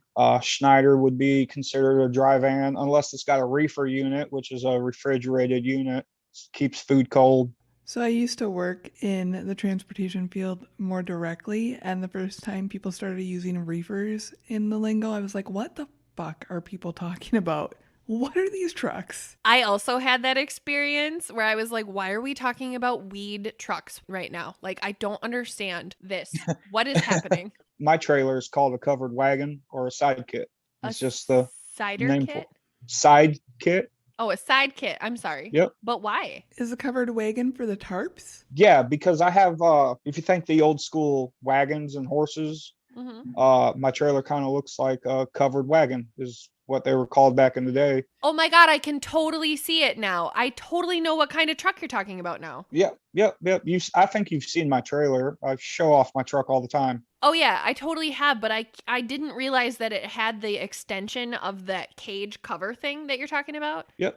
It's got ribs and a tarp over the top, and then I could take my sides off. So that's why it's called a side kit. That's cool. That's really cool, though. I didn't know that there were like nicknames for the different loads. I think that's hilarious. Yeah, it's pretty cool. So drivers must also, I thought this was super interesting. And back to my like tangent about federal regulation. Drivers must also pass the Federal Motor Carrier Safety Regulation, also known as the FMCSR, because that sounds way more catchy, exam that includes a physical, sight, and hearing assessment and a written section on federal traffic laws. Each type of endorsement requires a passing grade on a skill test and or a written test. You may hold a commercial learner's permit or a CDL to gain the on-road experience under the guidance of a CDL licensed driver. So those endorsements, those have to be taken individually. So you have to earn them. I kind of looked at them as like Girl Scout badges where you have to like earn them all separately through their own testing. Number 4 is to find job placement assistance. I guess if you went through a company, kind of like you were talking about, Chris, with your company, then job placement assistance isn't a necessary step. But for people who are coming out of driver's school, this is a step that was listed. Some truck driving schools offer the services of a job placement board and career counseling. Truck driving associates and organizations offer job boards and career mentoring for their members. Again, that step might not be required by all because it depends on the path that you took, but I didn't want to exclude it in case some people didn't take that route. Number 5, complete the employer training and orientation program. Quote, congratulations, you have a job. The Bureau of Labor Statistics reports that companies require newly licensed employees to complete a proprietary in-house training program. Weren't you struggling with proprietary before? No? Nope, perpetuality. Different, you're right. In-house training program. These can run from 3 to 4 weeks, often called a driver finishing program. Training sessions introduce new drivers to the vehicles, materials, and equipment relevant to the company. Student driving is monitored by a licensed mentor accompanying on-road training. So again, lots of hands-on mentored training. You're not doing this by yourself, so don't worry about that. You will be taught by someone hopefully as amazing as Greg and someday Chris. I meant someday as in you will be an amazing trainer, not that you're not amazing today, because that came out not as good. Chris is amazing today. Everyone needs to know that. Thank you. You're welcome. Step 6 is to gain experience. According to the San Francisco Chronicle, some employers will not hire tractor-trailer drivers who do not have at least 2 years of related experience. I thought that was really interesting too. Like, 2 years is a long time to have driver experience under your belt without having worked for a company, right? Like, that seems weird. Yeah, that's so fucking stupid. In any scenario where the company is like, must have 2 years experience for this job that we're asking you to come on for. That didn't come out the way I wanted it to, but I think you guys get what I mean. I totally understood exactly what you were saying. How am I supposed to work for you and get the experience if I can't work for you to get the experience? That's exactly the thing. Chris, have you found that anywhere in the things that you've experienced? Yeah, but that was like I was like 18 trying to get a factory job, and they were like, no, you need experience. I'm like, I'm trying to get the experience. But with my job right now, I was just lucky to find a company that was like, okay, you don't have experience, but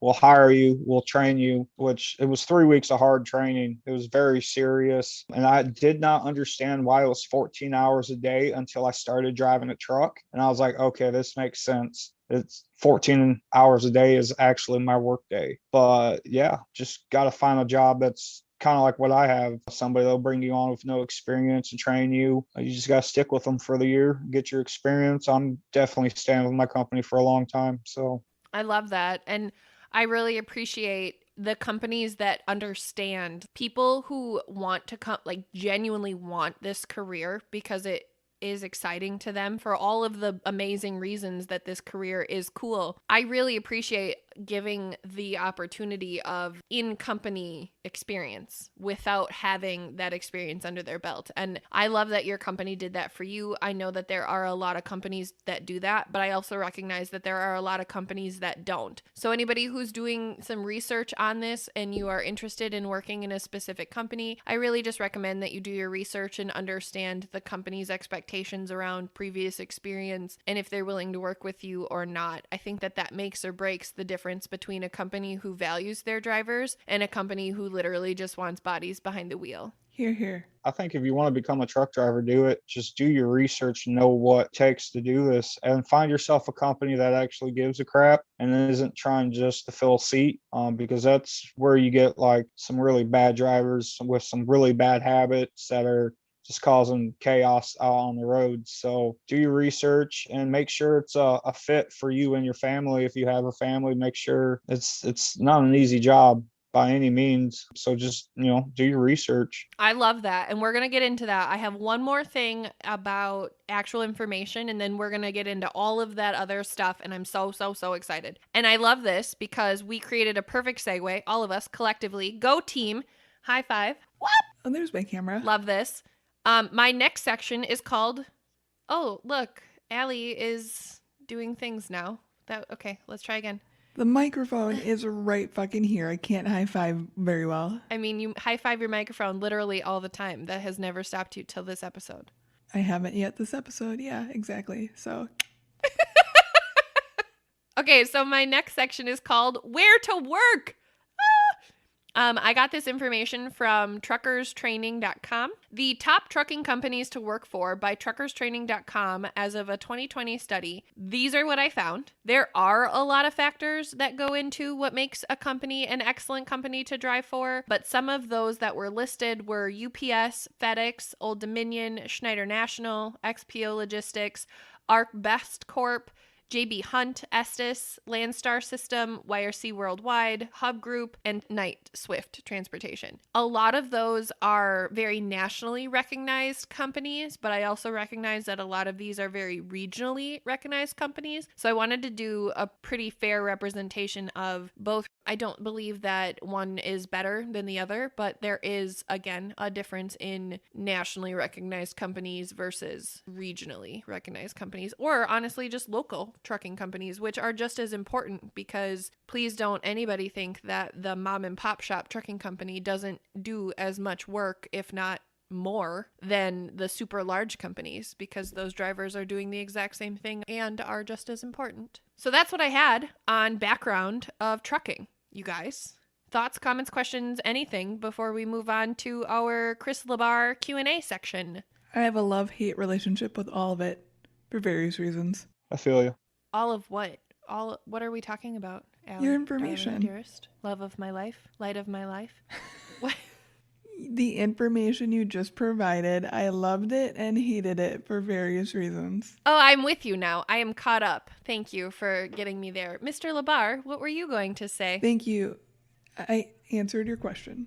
All the companies that you just mentioned were all dry van and reefer units, which I thought was kind of crazy. Do you feel like that makes, like, the type of freight is what makes the company more popular? No, it's the style. I don't know how to word that right. It's the work, I guess. Okay. Because like Schneider, Swift, JB Hunt, those are all dry vans. And not to be like a dick measuring contest, but those are all, I'm gonna shit talk too. Those are all like dock bumpers. Bump the dock, forklift loads them, they shut their doors and take off, do their things, which is cool. But none of the names were flatbedders, which flatbed is a lot more physical work for sure. So a lot of them you named off was just dry vans. I thought that was kind of funny a little bit. I think that's interesting. Yeah, because you have to do your own tarps and everything too, right? Like you're responsible for the safety, not necessarily the safety of the load, but for like the tarps and the straps. But yes, the safety of the product. The safety of the load is very important for what I do.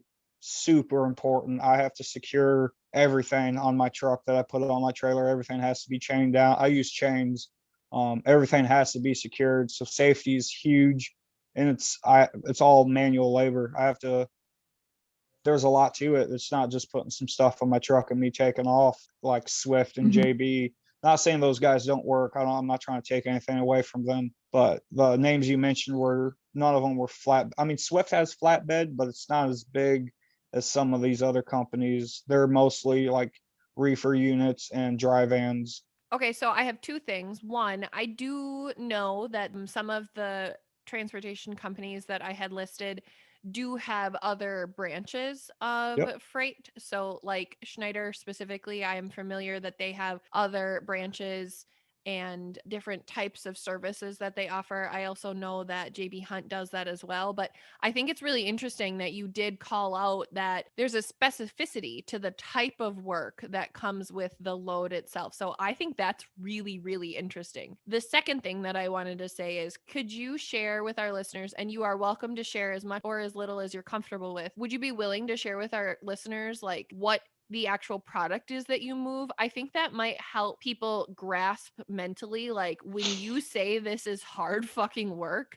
you're really meaning this is hard fucking work. Yeah, so it is hard work, but it's also something I have to think about every time I get my load. I haul steel coils. These coils, I think the biggest coil I've ever hauled was 48,200 pounds. Holy Um, fuck. and then I haul skidded coils, which is pretty much a big coil cut down into strips and then recoiled. And then I haul steel sheet, flat sheet. And yeah, it's legit work. I have to work. It's something. And then I also have to use my brain on how to secure it safely. So when I'm driving down the road and some asshole cuts me off and then slams on the brakes, when I go to stop to prevent myself from hitting him, my stuff's not flying off my truck and killing me or somebody next to me. Because that shit would definitely kill you. Yeah, so a suicide coil is called a suicide coil for that reason. If I don't chain that properly with the proper amount of securement and I do a like a hard break or hit a wall, that coil will come off my trailer and roll right into my cab and probably kill me. This is like some Final Destination shit. That is exactly where my brain goes. Definitely. Definitely. Anything that I haul is pretty much potentially dangerous if I don't do my job right. Can I actually tell you guys that that's a very real, it's one of my rational, irrational fears that I have when I drive next to flatbeds that are not empty. Like if they're empty, I'm okay. But a flatbed that has anything on it, like lumber or like your coils or just flatbeds by themselves with product on them, freak me out when I'm on the road. Like it's not that I don't trust the driver. It's that I go to Final Destination and those logs are coming off just because I'm behind the truck and I'm definitely dying in that moment. That's real. Yeah. Yeah. Same here when I'm driving, whether I'm in my truck or I see somebody next to me and it's a flatbed. It's like, oh man, if that dropped off the truck, it'd fuck some shit up. It'd be a really bad day. It would. Mine's for when I'm behind anybody hauling anything, regardless if it's a flatbed or a pickup, because I've seen far too much furniture on the side of the road to trust anybody anymore. Okay, yes, but I have a different expectation when it comes to normal people hauling something in their pickup truck. Like, I just get the fuck away from those people because I don't trust that they know what they're doing or that that shit is secure. But with a truck, like a trucking freight transportation like we're talking about, I do have a sense of expectation that that shit is secure, and yet my brain just tells me I shouldn't. My brain just tells me it's not safe because again, that terrible disturbing image of the logs coming off of the truck, and that's real. Like it's not a far-fetched fear. It is something that could actually happen. So I'm not saying that it is going to happen. I'm just saying like that's something that my brain worries about. But you're right. People are stupid on the road, period. Doesn't matter. Dear drivers, please be better. Dear Celeste, you're also a driver. Can you walk us through a typical day, Chris? Yeah, I wake up late. Typical day just kind of depends on where I stopped the night before. I wake up, I start my clock. Starting my clock involves a good walk around my truck, make sure there's no leaks, nothing out of place, everything's working, lights, pretty much the whole mechanical part of the truck and everything that comes with it. Hopping up in my trailer and making sure everything's the way it's supposed to be. And then if I need to do some planning, some like looking onto maps and trying to see where I'm going, figuring it out if it's something new. And then it's just driving, really, making sure I'm stopping and doing my load checks, which is a mandated thing. And then making my deliveries, picking up again and doing it all over again. It's pretty much what my day consists of.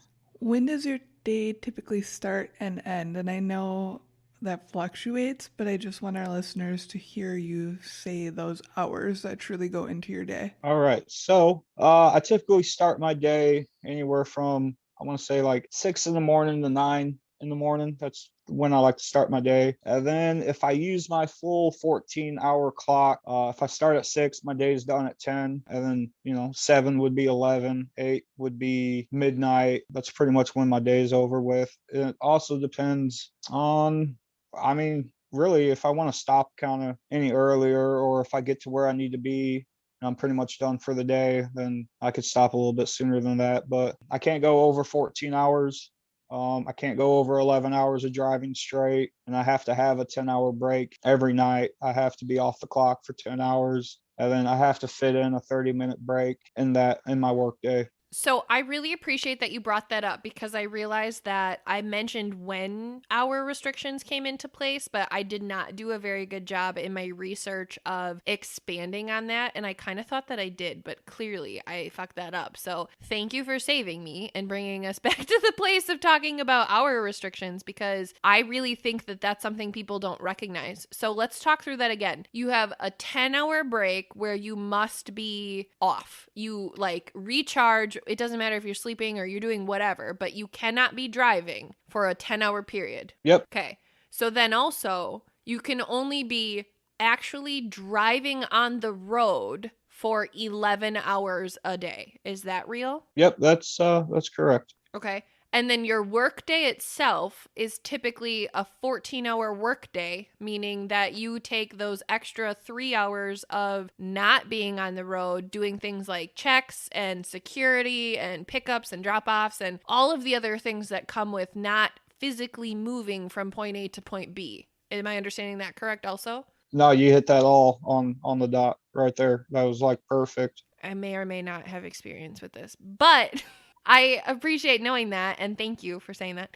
I think that breakdown is just really important for our listeners. So, dear listeners, imagine if you have an 8-hour workday, okay? Because most people, that's a very average thing, is an 8-hour workday.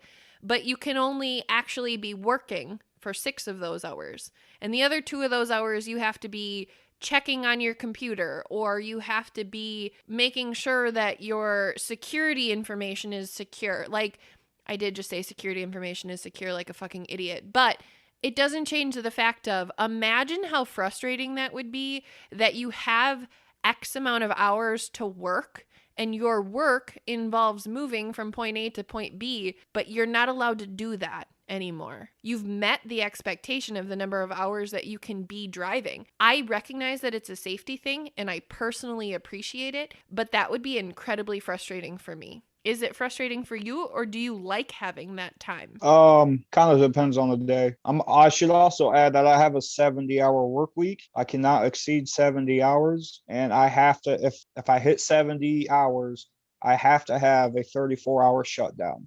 Oh.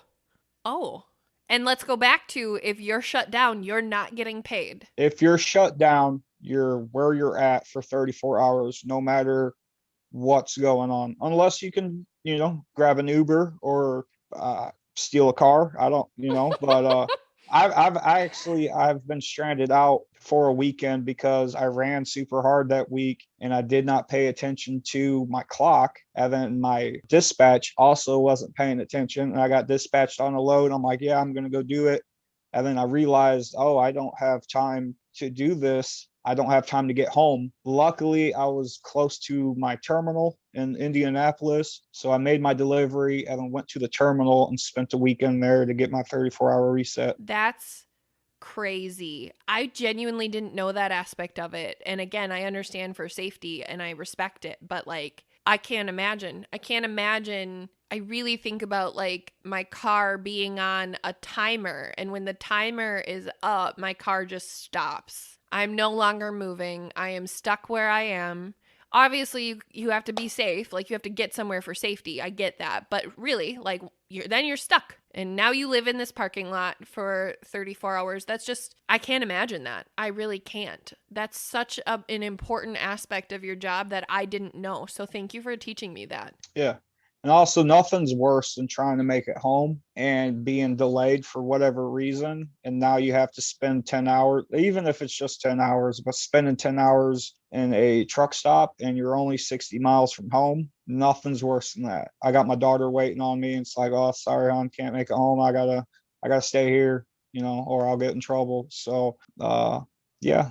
So, what are the consequences of, like, let's say you were at your 70 hours, right? And you are 1 hour away from home. I'm not saying you would ever challenge this. I'm really not. I'm asking if you did, talk me through those repercussions. What are the consequences of that? Uh, Pretty much the repercussions would be if you get caught, you would get a pretty hefty fine.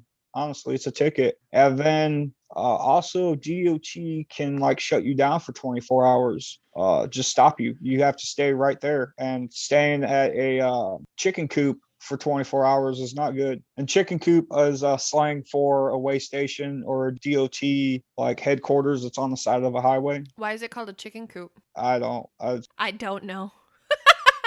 I love it. I love it. I'm learning so much here. So, is that the same expectation, or would those be the same consequences if you drove over your 11 hours in a day? Yeah, any sort of hours of regulation violation is it just depends on the officer. Okay. But I know it comes with a ticket, and it's not a cheap ticket. It's not like a $50 ticket. It could be a couple $100, depending on how bad of a violation it was. And you can't outsmart them. You really can't, especially with running like ELDs, electronic logs. My truck keeps track of everything that I do, and it flags, and the officers know what they're doing. They can find where I've tried to cheat the system or have cheated the system.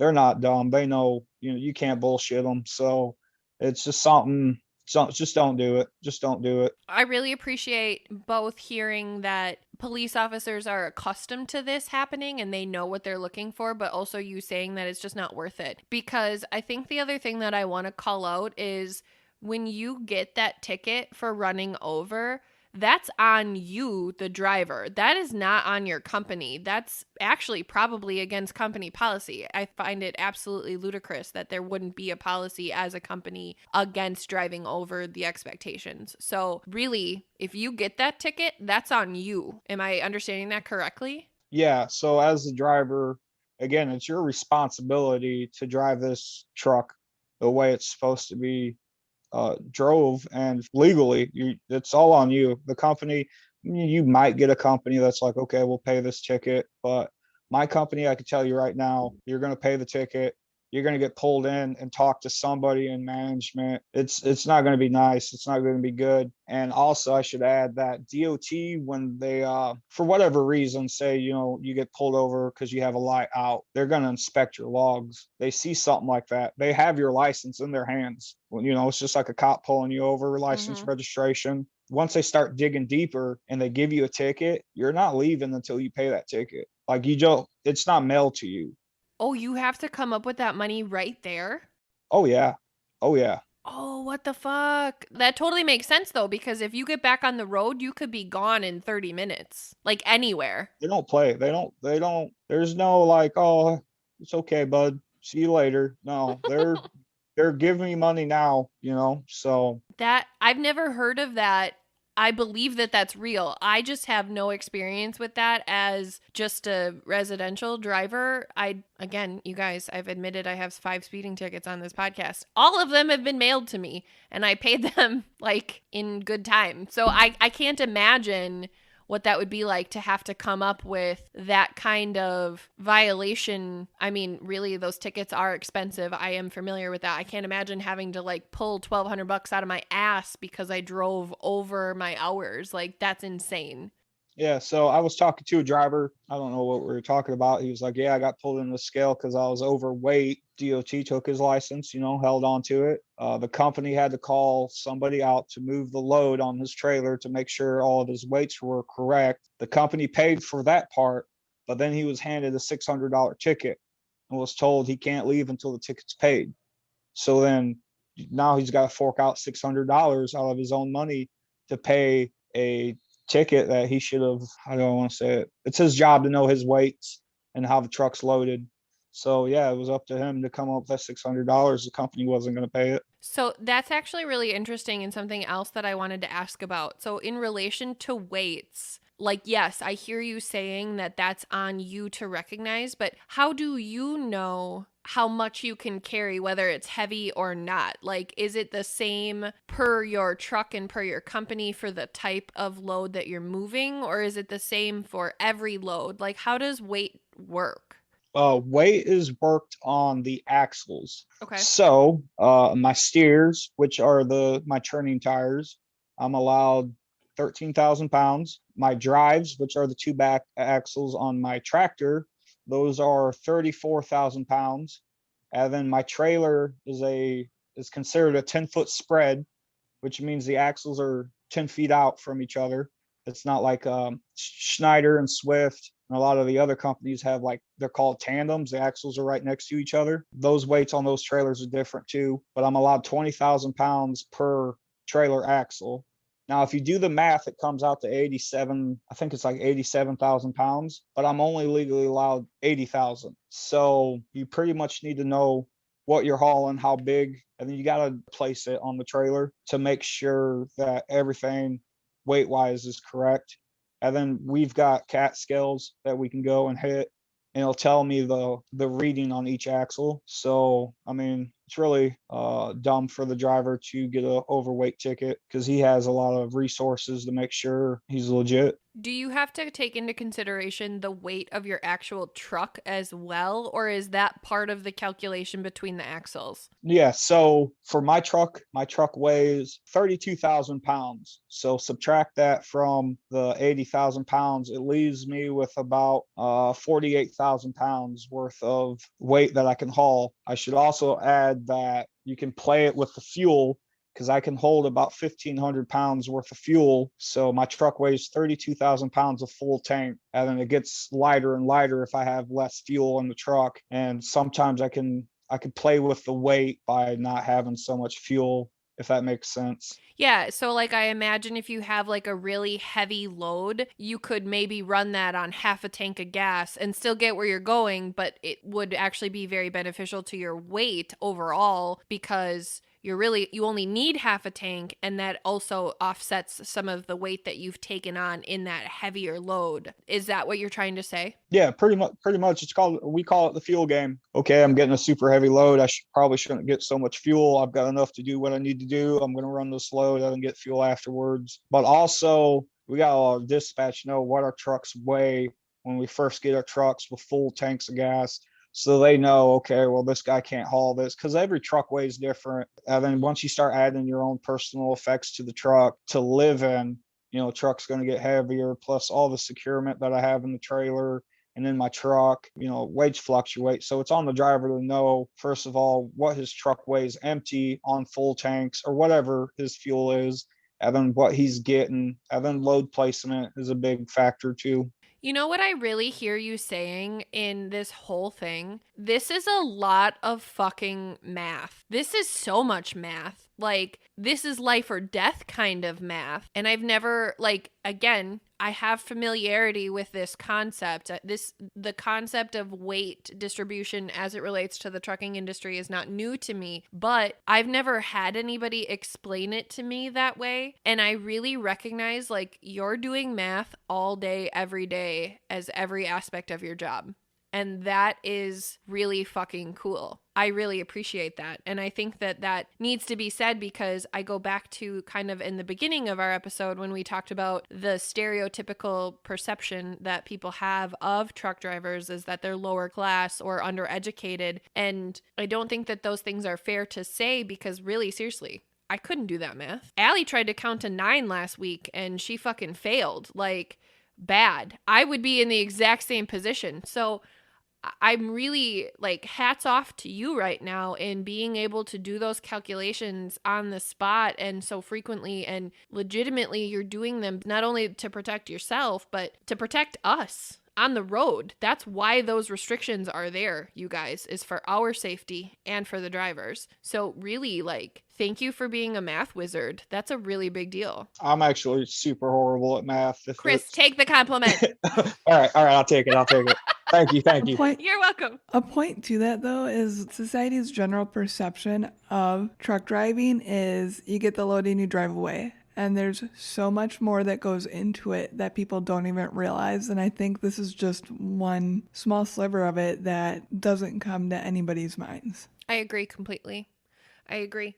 The other thing that I wanted to ask about that is something that I don't feel like comes to people's minds when they see drivers just on the road. Tell us how often you are not home. I really want to hear about your work-life balance and what that means. Like when we were trying to schedule this, I mean, I so appreciate that you did it and you got your schedule figured out and you accommodated us in scheduling this. Like that's a big deal. But I remember when we were trying to schedule this and I was like, when is your next day off? And you like laughed at me.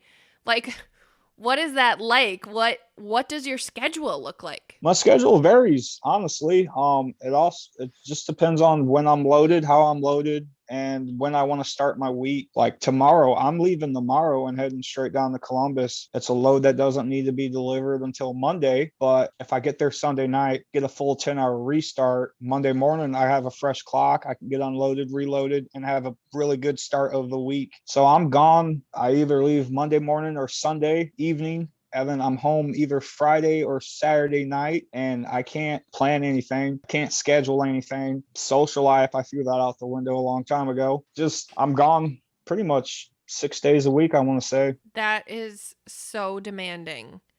And you mentioned her before, but you have a daughter. What is that like? Is that just really hard on you and your relationship with her? Like, you're an amazing dad. That's not what I'm questioning. I love your relationship with your daughter, but like really from a time perspective, is that hard for you guys? It's super hard for me. I'm sure it's hard for her too. I just try to make sure that the time we do get together is spent very well and it's not wasted. And definitely takes some getting used to, and not getting home when I want to get home always sucks, especially when I know she's at home waiting on me and I got stalled out and can't make it home till the next day. I also spent, it was just December through January, I spent 4 weeks away from home. I didn't go home. Everybody got COVID. So I spent 4 weeks away from her, which is the longest I've ever done. And it was super rough. By the time I got home, I was ready to hug her and just fucking spend the entire weekend with her.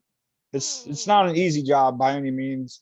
Quality of family time isn't really there. You got to pretty much do the best that you can when you do get home. Props out to the guys that live in their trucks and that stay out for a couple of weeks at a time, because we have drivers that do that. I'm mostly home on the weekends, try to be. It's never a lot of time there, pretty much 34 hours, and then I'm hitting the road again.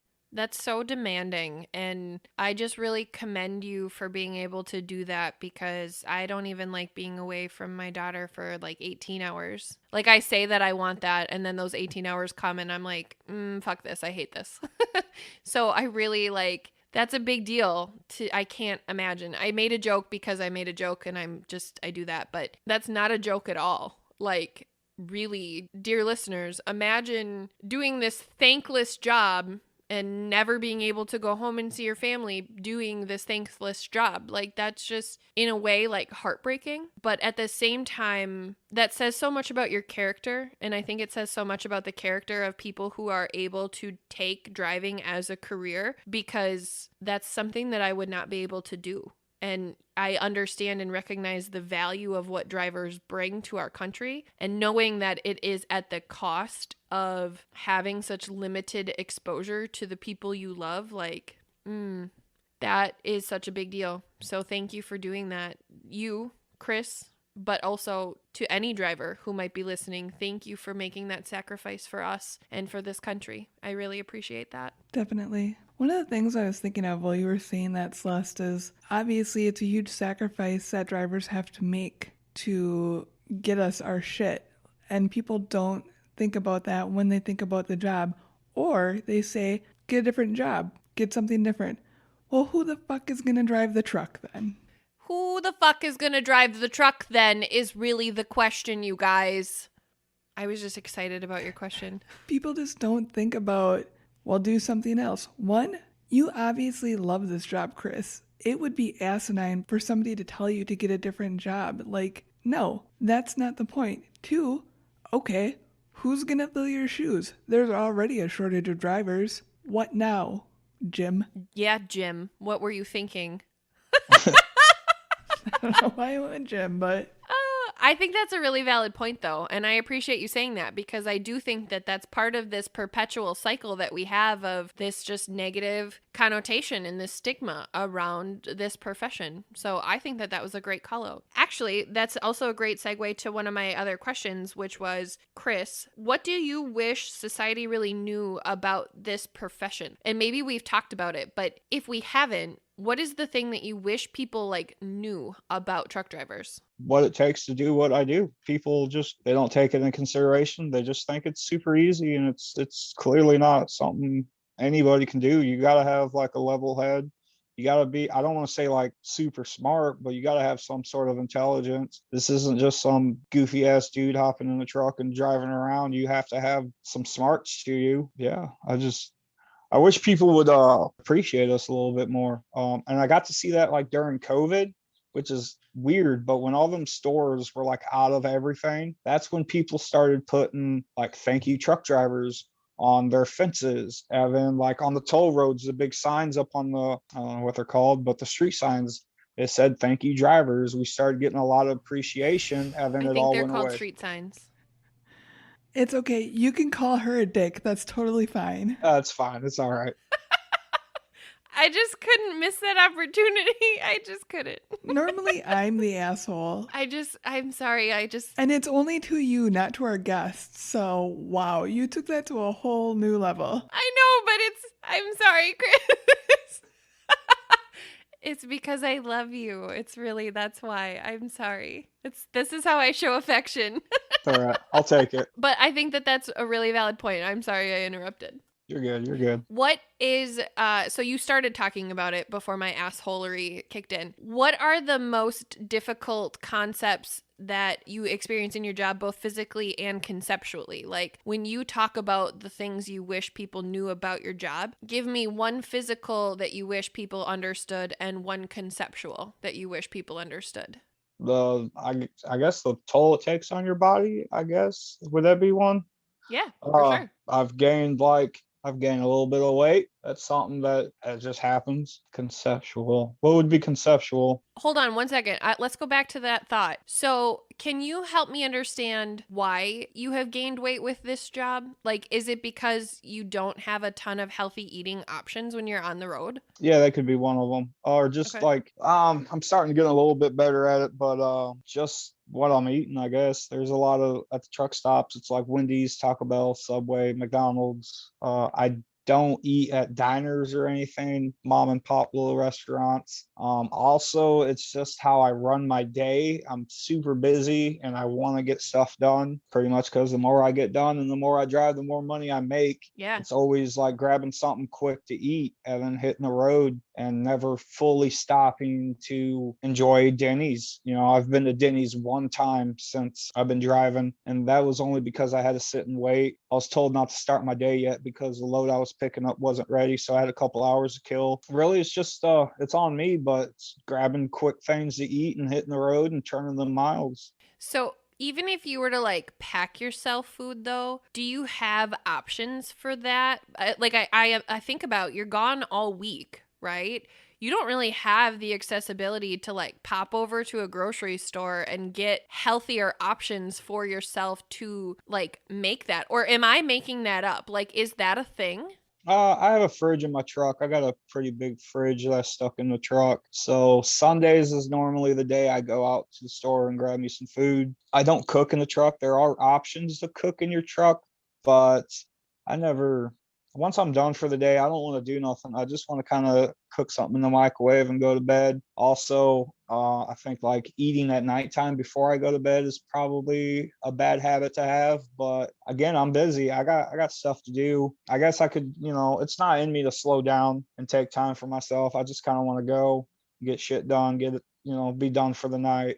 So yeah, I'm Yeah, I mostly get that. packing like lunch meats and cheese, salads. I like pre-made salad kits, cases and cases of water and stuff to put in the water. And then trying to avoid like the sweet snacks aisle, but Sweet snacks are my fucking weakness. My sweet tooth is terrible. Little Debbie and me are going to get married here soon if she keeps it up.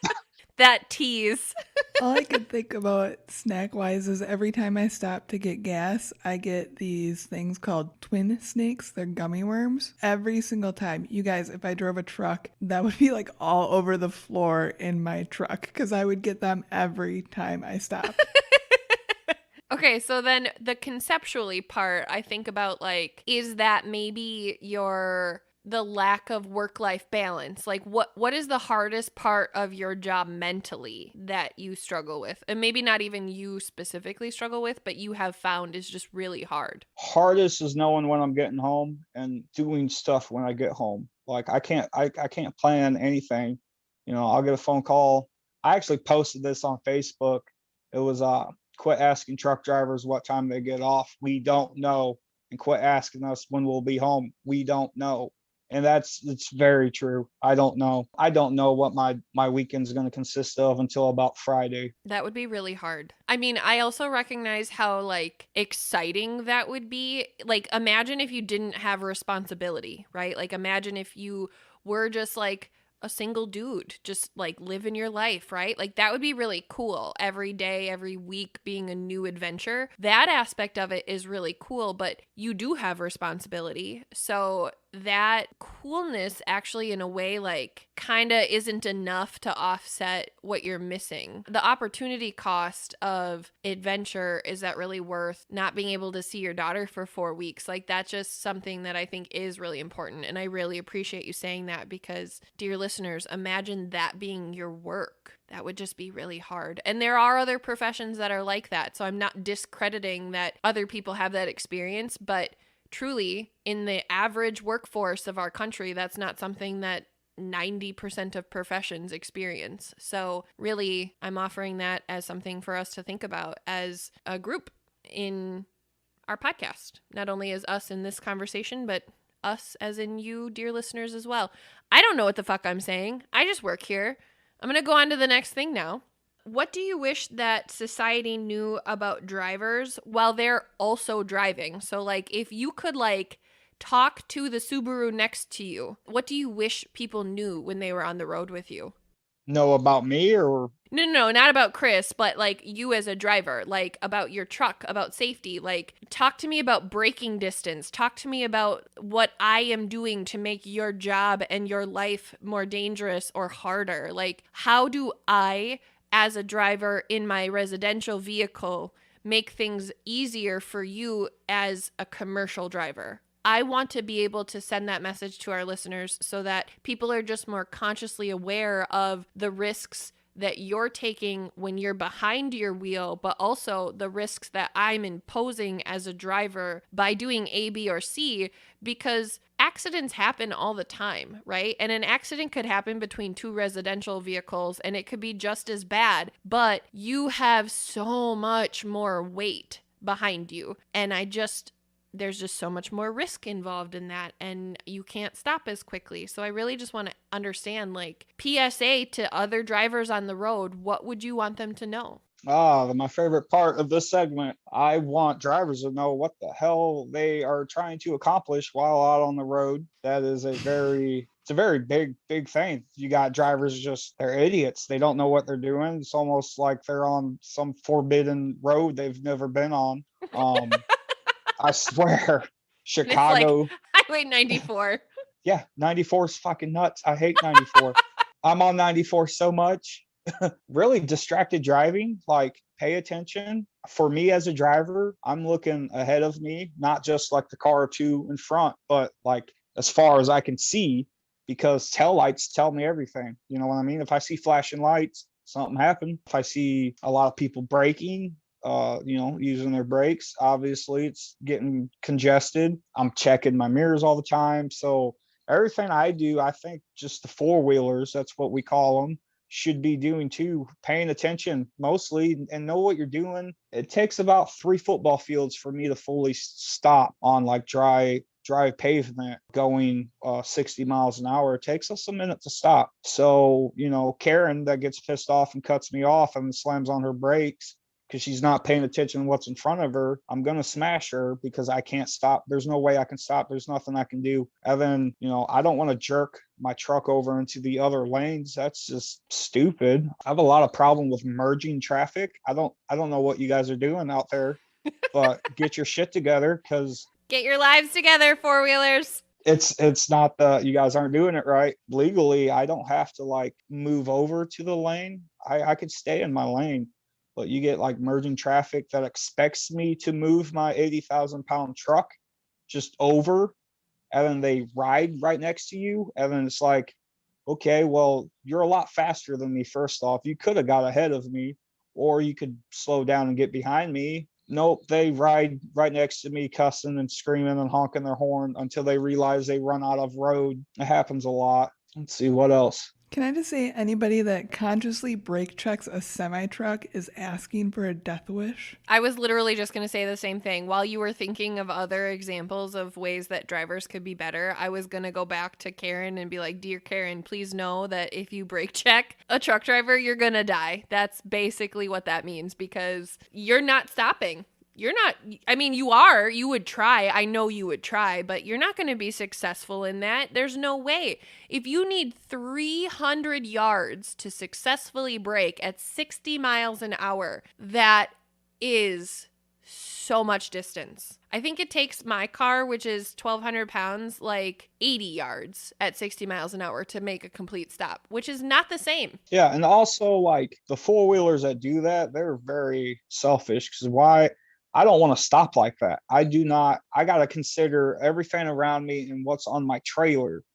When I brake, I'm trying to brake nice and gentle, if that makes any sense, because Yeah, totally. what I have on my truck. If I suddenly stop, there's a possibility of that load coming loose, and I don't want that. It could kill me. It could roll off and damage so much stuff, kill somebody. I don't want that on my conscience, because Karen can't fucking get her shit together and drive correctly. So people that drive like that, they're my worst people that I know of. Yeah. I really appreciate that education as a driver. I really appreciate hearing those things. And I drive very consciously, especially around trucks, because of my knowledge and experience and respect for drivers. So I definitely am very conscious about that now. But I will tell you, there was a point in my life where I didn't know that. So I really appreciate being able to have that conversation and hear you say those things and talk about, yes, paying attention when you're driving is important regardless. Okay. You guys, like, please hear us say that. That's without question important.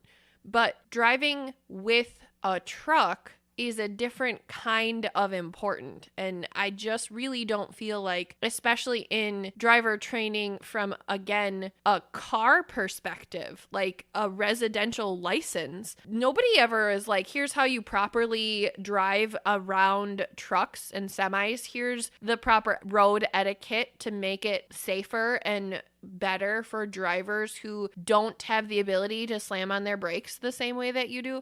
Nobody ever taught me that until I entered the transportation industry, and I was taught that at that time through experience and exposure. So I just think that's really important, and I really appreciate that we got to explore that aspect of the conversation as well, because I personally wish more people were courteous drivers when it comes to driving alongside semis and trucks and freight industry vehicles as a whole, because not only is the job that you guys have so fucking hard, but also there's just so many risks and complications that can be avoided, and that's on me. I can help alleviate those things for you, and I mean, why wouldn't I want to do that if it means that you and I are both safe on the road? So I loved that.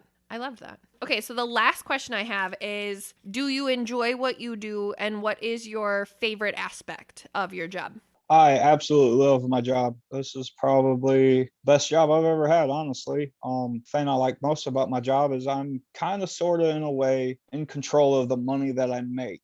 So instead of being stuck in a factory making, $18 an hour for 40 hours a week, that's a limit right there. I've had plenty of jobs that was like that. This is all you're making. You're at top pay and you're only getting 40 hours a week. I am in control of what I make. It's kind of like my own business to a certain extent. And I love it. I love what I do, and I love the challenges that come with this job. Every day is something new. Even though I do a lot of the same stuff, a lot of the same places, and I haul a lot of the same stuff. Every day there's some sort of challenge, and I enjoy that to the fullest. I think that's so cool. I really do. And I really appreciate you sharing that with us as well, because I just think that's a perspective of the job that's not really talked about enough. So I love hearing that. And like Allie said before, I can totally tell how sincere you are about your passion and your appreciation for your career, and that this is the right fit for you. So I think that's literally so cool. And I'm so happy for you that you found that. Yeah, thank you. I'm super happy. I've never felt like this about a job before, so it's kind of weird, but it's weird in a very good way. And I'm not bored most of the time. I guess it could be bad, but most of the time I don't stick. I've never stuck with a factory longer than like a year or two. I get super bored. Got really good, and then it was just like, okay, this is all I'm doing. I don't like this. I'm gonna go to something else. And right now, I don't have that. I don't have that feeling whatsoever. I think that's a big deal because I can relate to that, right? I mean, I've been there. Yeah. I love that. Agreed 100%. I have two random questions that I thought of. First off, do you have a handle?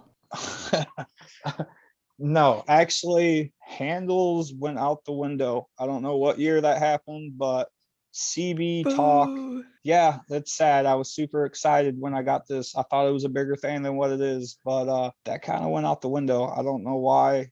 Can someone explain to me what this is? Like a name, a trucker name, Oh, like what would your like trucker rubber name ducky. be though? Ah, Rubber it'd be ducky. something really fucked up. What'd you say? I was just geeking out about. We were just geeking out about the rubber ducky comment. Do you know what the rubber ducky is from? No. No, never seen it. Mm-mm. What's Chris hates okay? us now. Okay, how about snowman? Are you guys familiar with snowman? No, okay. I mean, I've made God. one in my life.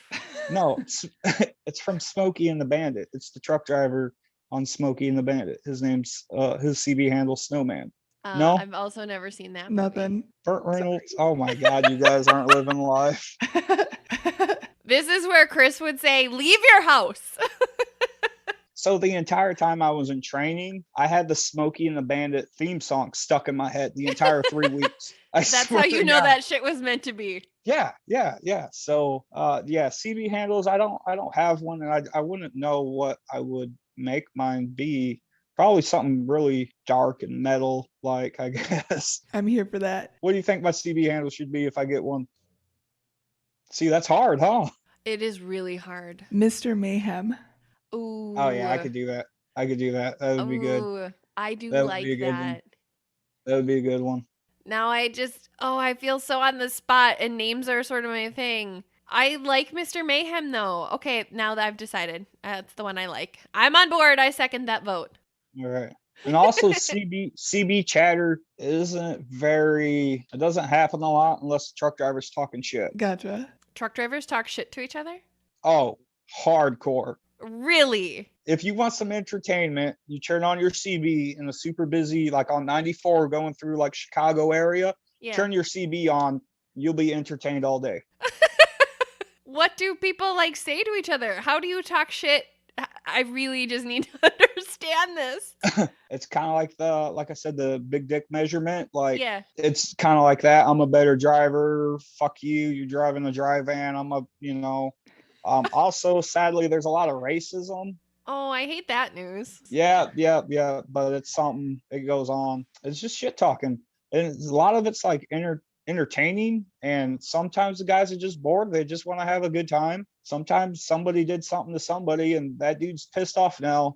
And he's going to ride your ass and talk shit the entire time. Why do I imagine that this is like the original Call of Duty or like online gaming, like shit talking? Like, I imagine like a bunch of like 12-year-old boys being like, suck my dick, bitch, but like grown men in trucks. Yeah, no. And also, I don't know why, but if you imagine Johnny Cash and then Boomhauer from King of the Hill and they had a baby, that's the voice of most of the CB talk. You can't understand Oh them. my God, this is the best image ever. I don't know if I love it or hate it. I'm so conflicted. all day I was trying to think of like, okay, well, yeah, Johnny Cash and Boomhauer from King of the Hill, if they had a baby, that's definitely what half these guys sound like. That's Oh, I amazing. love that. I love that. Okay, Allie, that was a fantastic question, and I didn't know that, so thank you for asking. What was your other question? I'm very curious now. What's your favorite state to drive through? Well, it's definitely not Illinois. Shots fired. Shout out to Illinois. Wisconsin's really nice to drive through in the summer, not so much in the winter. That's real. We feel that way also. Ball's the best. It's real. I do a lot of deliveries in Wisconsin. Kentucky's pretty nice to roll through. Also not in the winter. And there's one delivery I do in Iowa that I want to experience in the fall because I want to see what it looks like. It was completely terrifying and beautiful all in the same sentence. And I really want to experience it like in the summer or the fall when the leaves are falling because it was beautiful. But the couple weeks ago I did that run. It was completely terrifying. Why was it terrifying? Was it because you hit mountain range? It started snowing right when I got close through. I went through Rockford, Illinois, and was cutting on 20 over to the west. And it was snowing, and the 2-lane road turned into 1 lane because I couldn't see the road. And then it was I had 47,000 pounds of steel sheet on my trailer, and it was all downhill, uphill, and curves. Oh my God.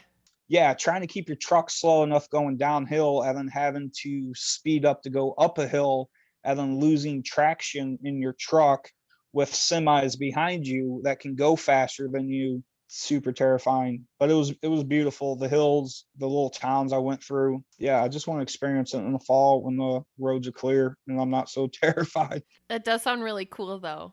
It really does. And I kind of imagine you're on like your own little roller coaster every day. Like that sounds really juvenile, but at the same time, like that's kind of what I equate that to. That just sounds really fun. Yeah, it's pretty much like a roller coaster that has issues going up a hill. And it weighs a lot. It weighs a lot, yeah. Oh, I love that. I do. I love that. Okay, so I recognize maybe we should have done this at the beginning, but, it's okay to make them wait for it, I think. It's okay that we did a little tease, a little torture, but let's really talk about for just a second how we know you, Chris, because you are one of my favorite people. I love the opportunity that I have been given to meet you, and just, I love our friendship. You are just such a solid dude, and I'm so grateful. Allie, you are welcome to say beautiful things about Chris now. Insert compliments about Chris right here. Literally everything she just said, plus you have wicked music taste. Thank you. Yes, and your taste in women is also fantastic. So I just wanted to throw that out there. Taste in women. Yeah, you recognize really hot women. Oh, Remember? yeah, true. My tattoo artist, who were like, yes. And I was like, totally. Okay, that happened. But also, you have amazing taste in podcasts. And that's how we met. Yep. Say more things. Dad's on Dayquil. Love you guys. Dad's on Dayquil! Josh, Jordan, and AJ. Those are my boys. I can't wait to be on their podcast one day. Except we beat them to it. We did it first. We did it first. We did it first. Yeah, I'm gonna get some shit about that too. So They're the ones failing here. Real. they actually are the very first podcast I've ever listened to. And it all came from me shit talking AJ's mustache. I love AJ, but sometimes that mustache is fucking wicked. Like sometimes I'm like, put that away. You're scaring children. Yeah, he posted on a Facebook page that we were both on, like, hey, roast my mustache. So I roasted him, and he hit me up on Messenger. Like, oh, that was a good one, man. I'm gonna mention your name on my podcast. I was like, oh, dope. You have a podcast? What is it? And he told me the name. I was like, oh, this has got to be good. And then, yeah, I think they were on like episode 6 when I started listening to them. And then I've just been supporting the shit out of them. And then I met you guys and Ty and Nikki from Page Turners and Button Mashers. Hush Hush. I've found a lot of podcasts because of Dad. So super grateful for them. I love them boys. Yeah, us too. Yep. We are also super grateful for them. Huge shout out to the dads. Agreed, 100%. OG pod fam. Real. We talk shit, but we love each other like on a real level. So that's a really big deal. And just really, I can't express to you what your friendship means to us, but also as a listener, what you mean to podcasts. You are the type of listener that every podcast dreams of finding, right? But like, you're real. You just selflessly promote the people who you appreciate and our content, and you're just so good about it and just so loyal about it. And I just think that that's so cool. And that must mean that we're doing something right, because you wouldn't waste your time if we weren't. So that is also a facet of that I recognize. And I just appreciate all that you bring as a friend and as a listener to our show and the other shows. And I honestly, I love that you've become a member of the podcast family, and you're like the only non-podcaster in the entire conversation. You're just like the only normie who's out there, and we're all podcasters, and you're still in the group. Like, that makes me so happy when I see your little chats pop up in our like fam groups and whatever. Oh, on Twitter? Yeah. Twitter? Yeah, I think it's so awesome that I'm on there, and I'm not on the podcast. So I must be doing something right. Also, I appreciate you guys, all the podcast guys, because you guys keep me entertained throughout my week. It's almost like I'm talking to somebody, you know, because I'm in my truck by myself 6 days a week. So having the interaction with just listening to the podcast and having something to think about, especially with like taboos.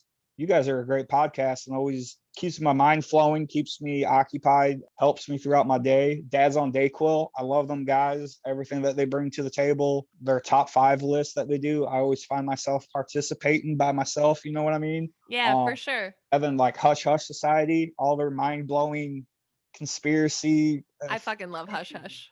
It's so good. I've been listening to Nikki talk about her books and Ty talk about the video games, which I'm super into when I have the time. Yeah, you guys are keeping me going. Honestly, I get bored of Pandora. So like I listen to my metal, but then it's like, okay, well, now I'm bored. I've listened to everything. So, you know, I'm caught up with you, caught up with Taboos, Dad's on Dayquil, trying to get up there with the page turners and button mashers. So thank you all you podcast guys, because you guys keep me occupied throughout my week. So fucking hats off to you. We love and appreciate you so much. I don't think you could ever understand what that really means to us. So real. Thank you. And to know, like, I need to say this, to know that you lead a life of solitude very often, right? Because that's just a part of your job, that we can be there for you, right? Like, we're your friends no matter what, but to know that you can have that experience and that you hearing us just have a conversation is sort of like you being involved in the conversation with us while you are in a place that you can't be physically with us. Like, that to me is such a big deal. And the fact that we are able to make you feel that way, like, that's so humbling to me. That's so important to me. And I really do appreciate hearing that. Like, that makes my heart so happy that we're able to help with that. Yeah, and you know, I could always hit you guys up. You know, I've talked to Allie on Messenger about music. Yeah.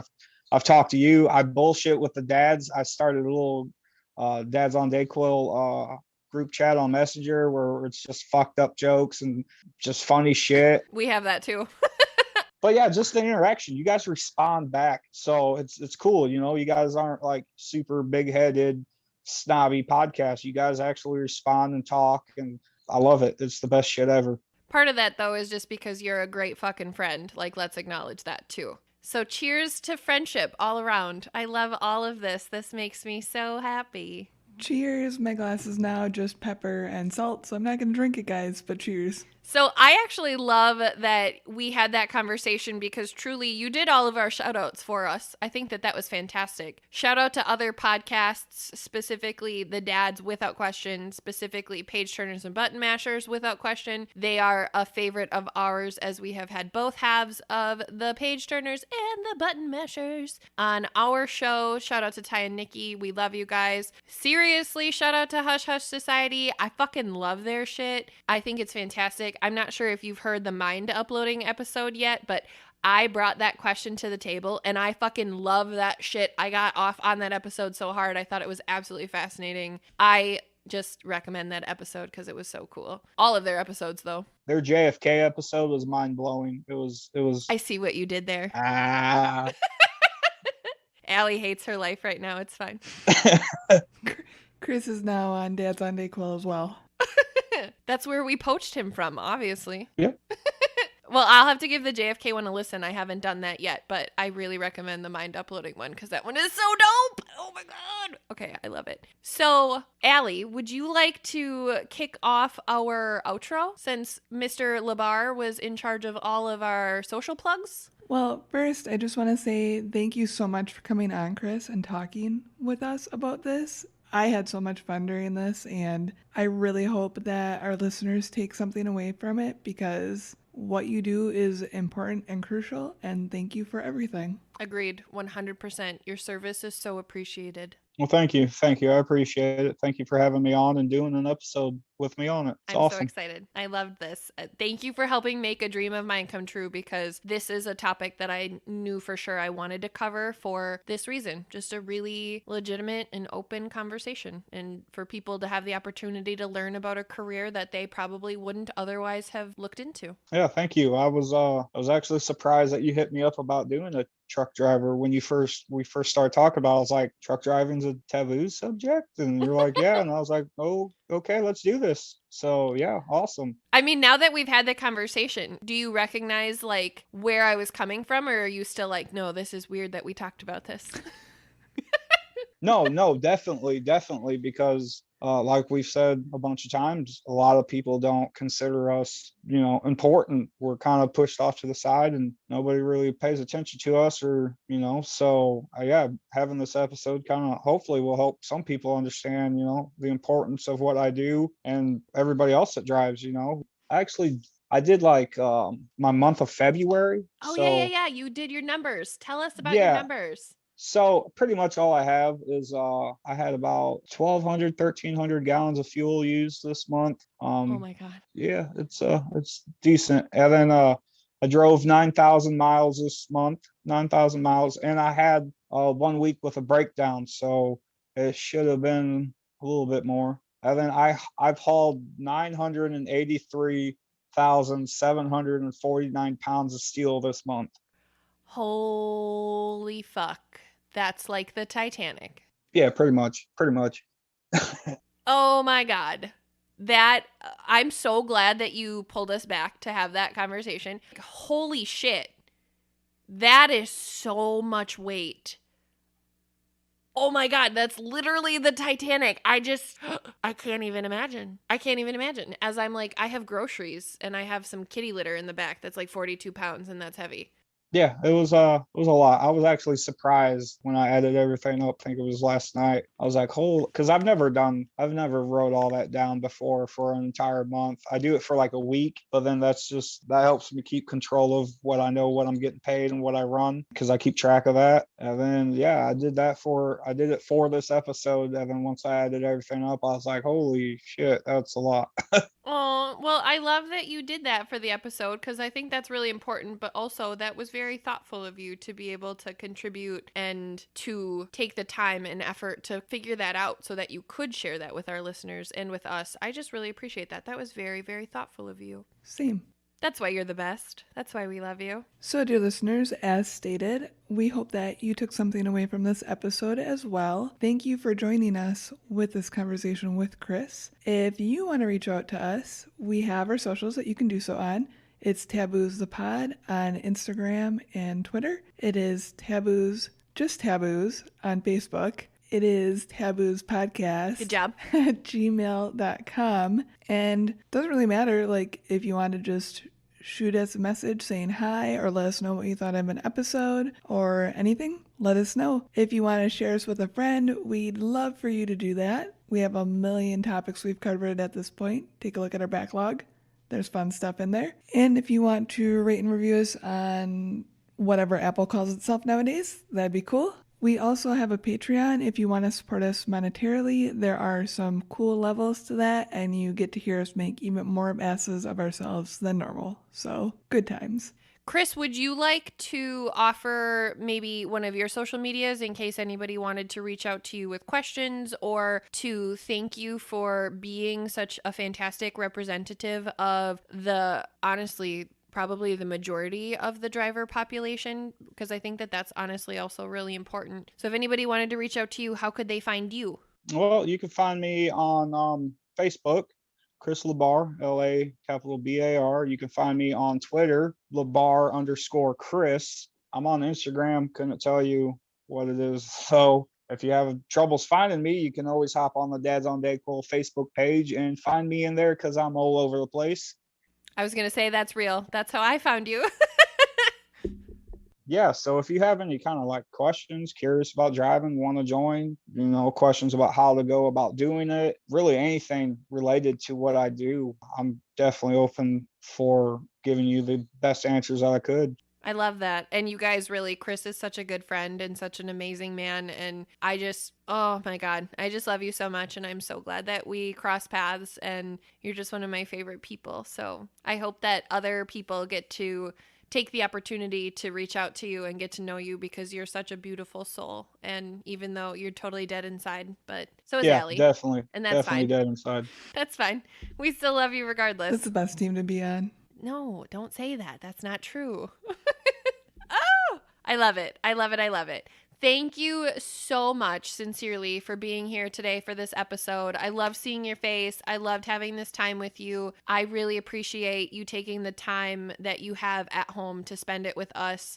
I hope that we didn't take too much time away from your baby girl, but I cannot tell you what this episode means to me. So thank you, thank you, thank you. Thank you for having me. Absolutely. And on that note, dear listeners, do you be taboos?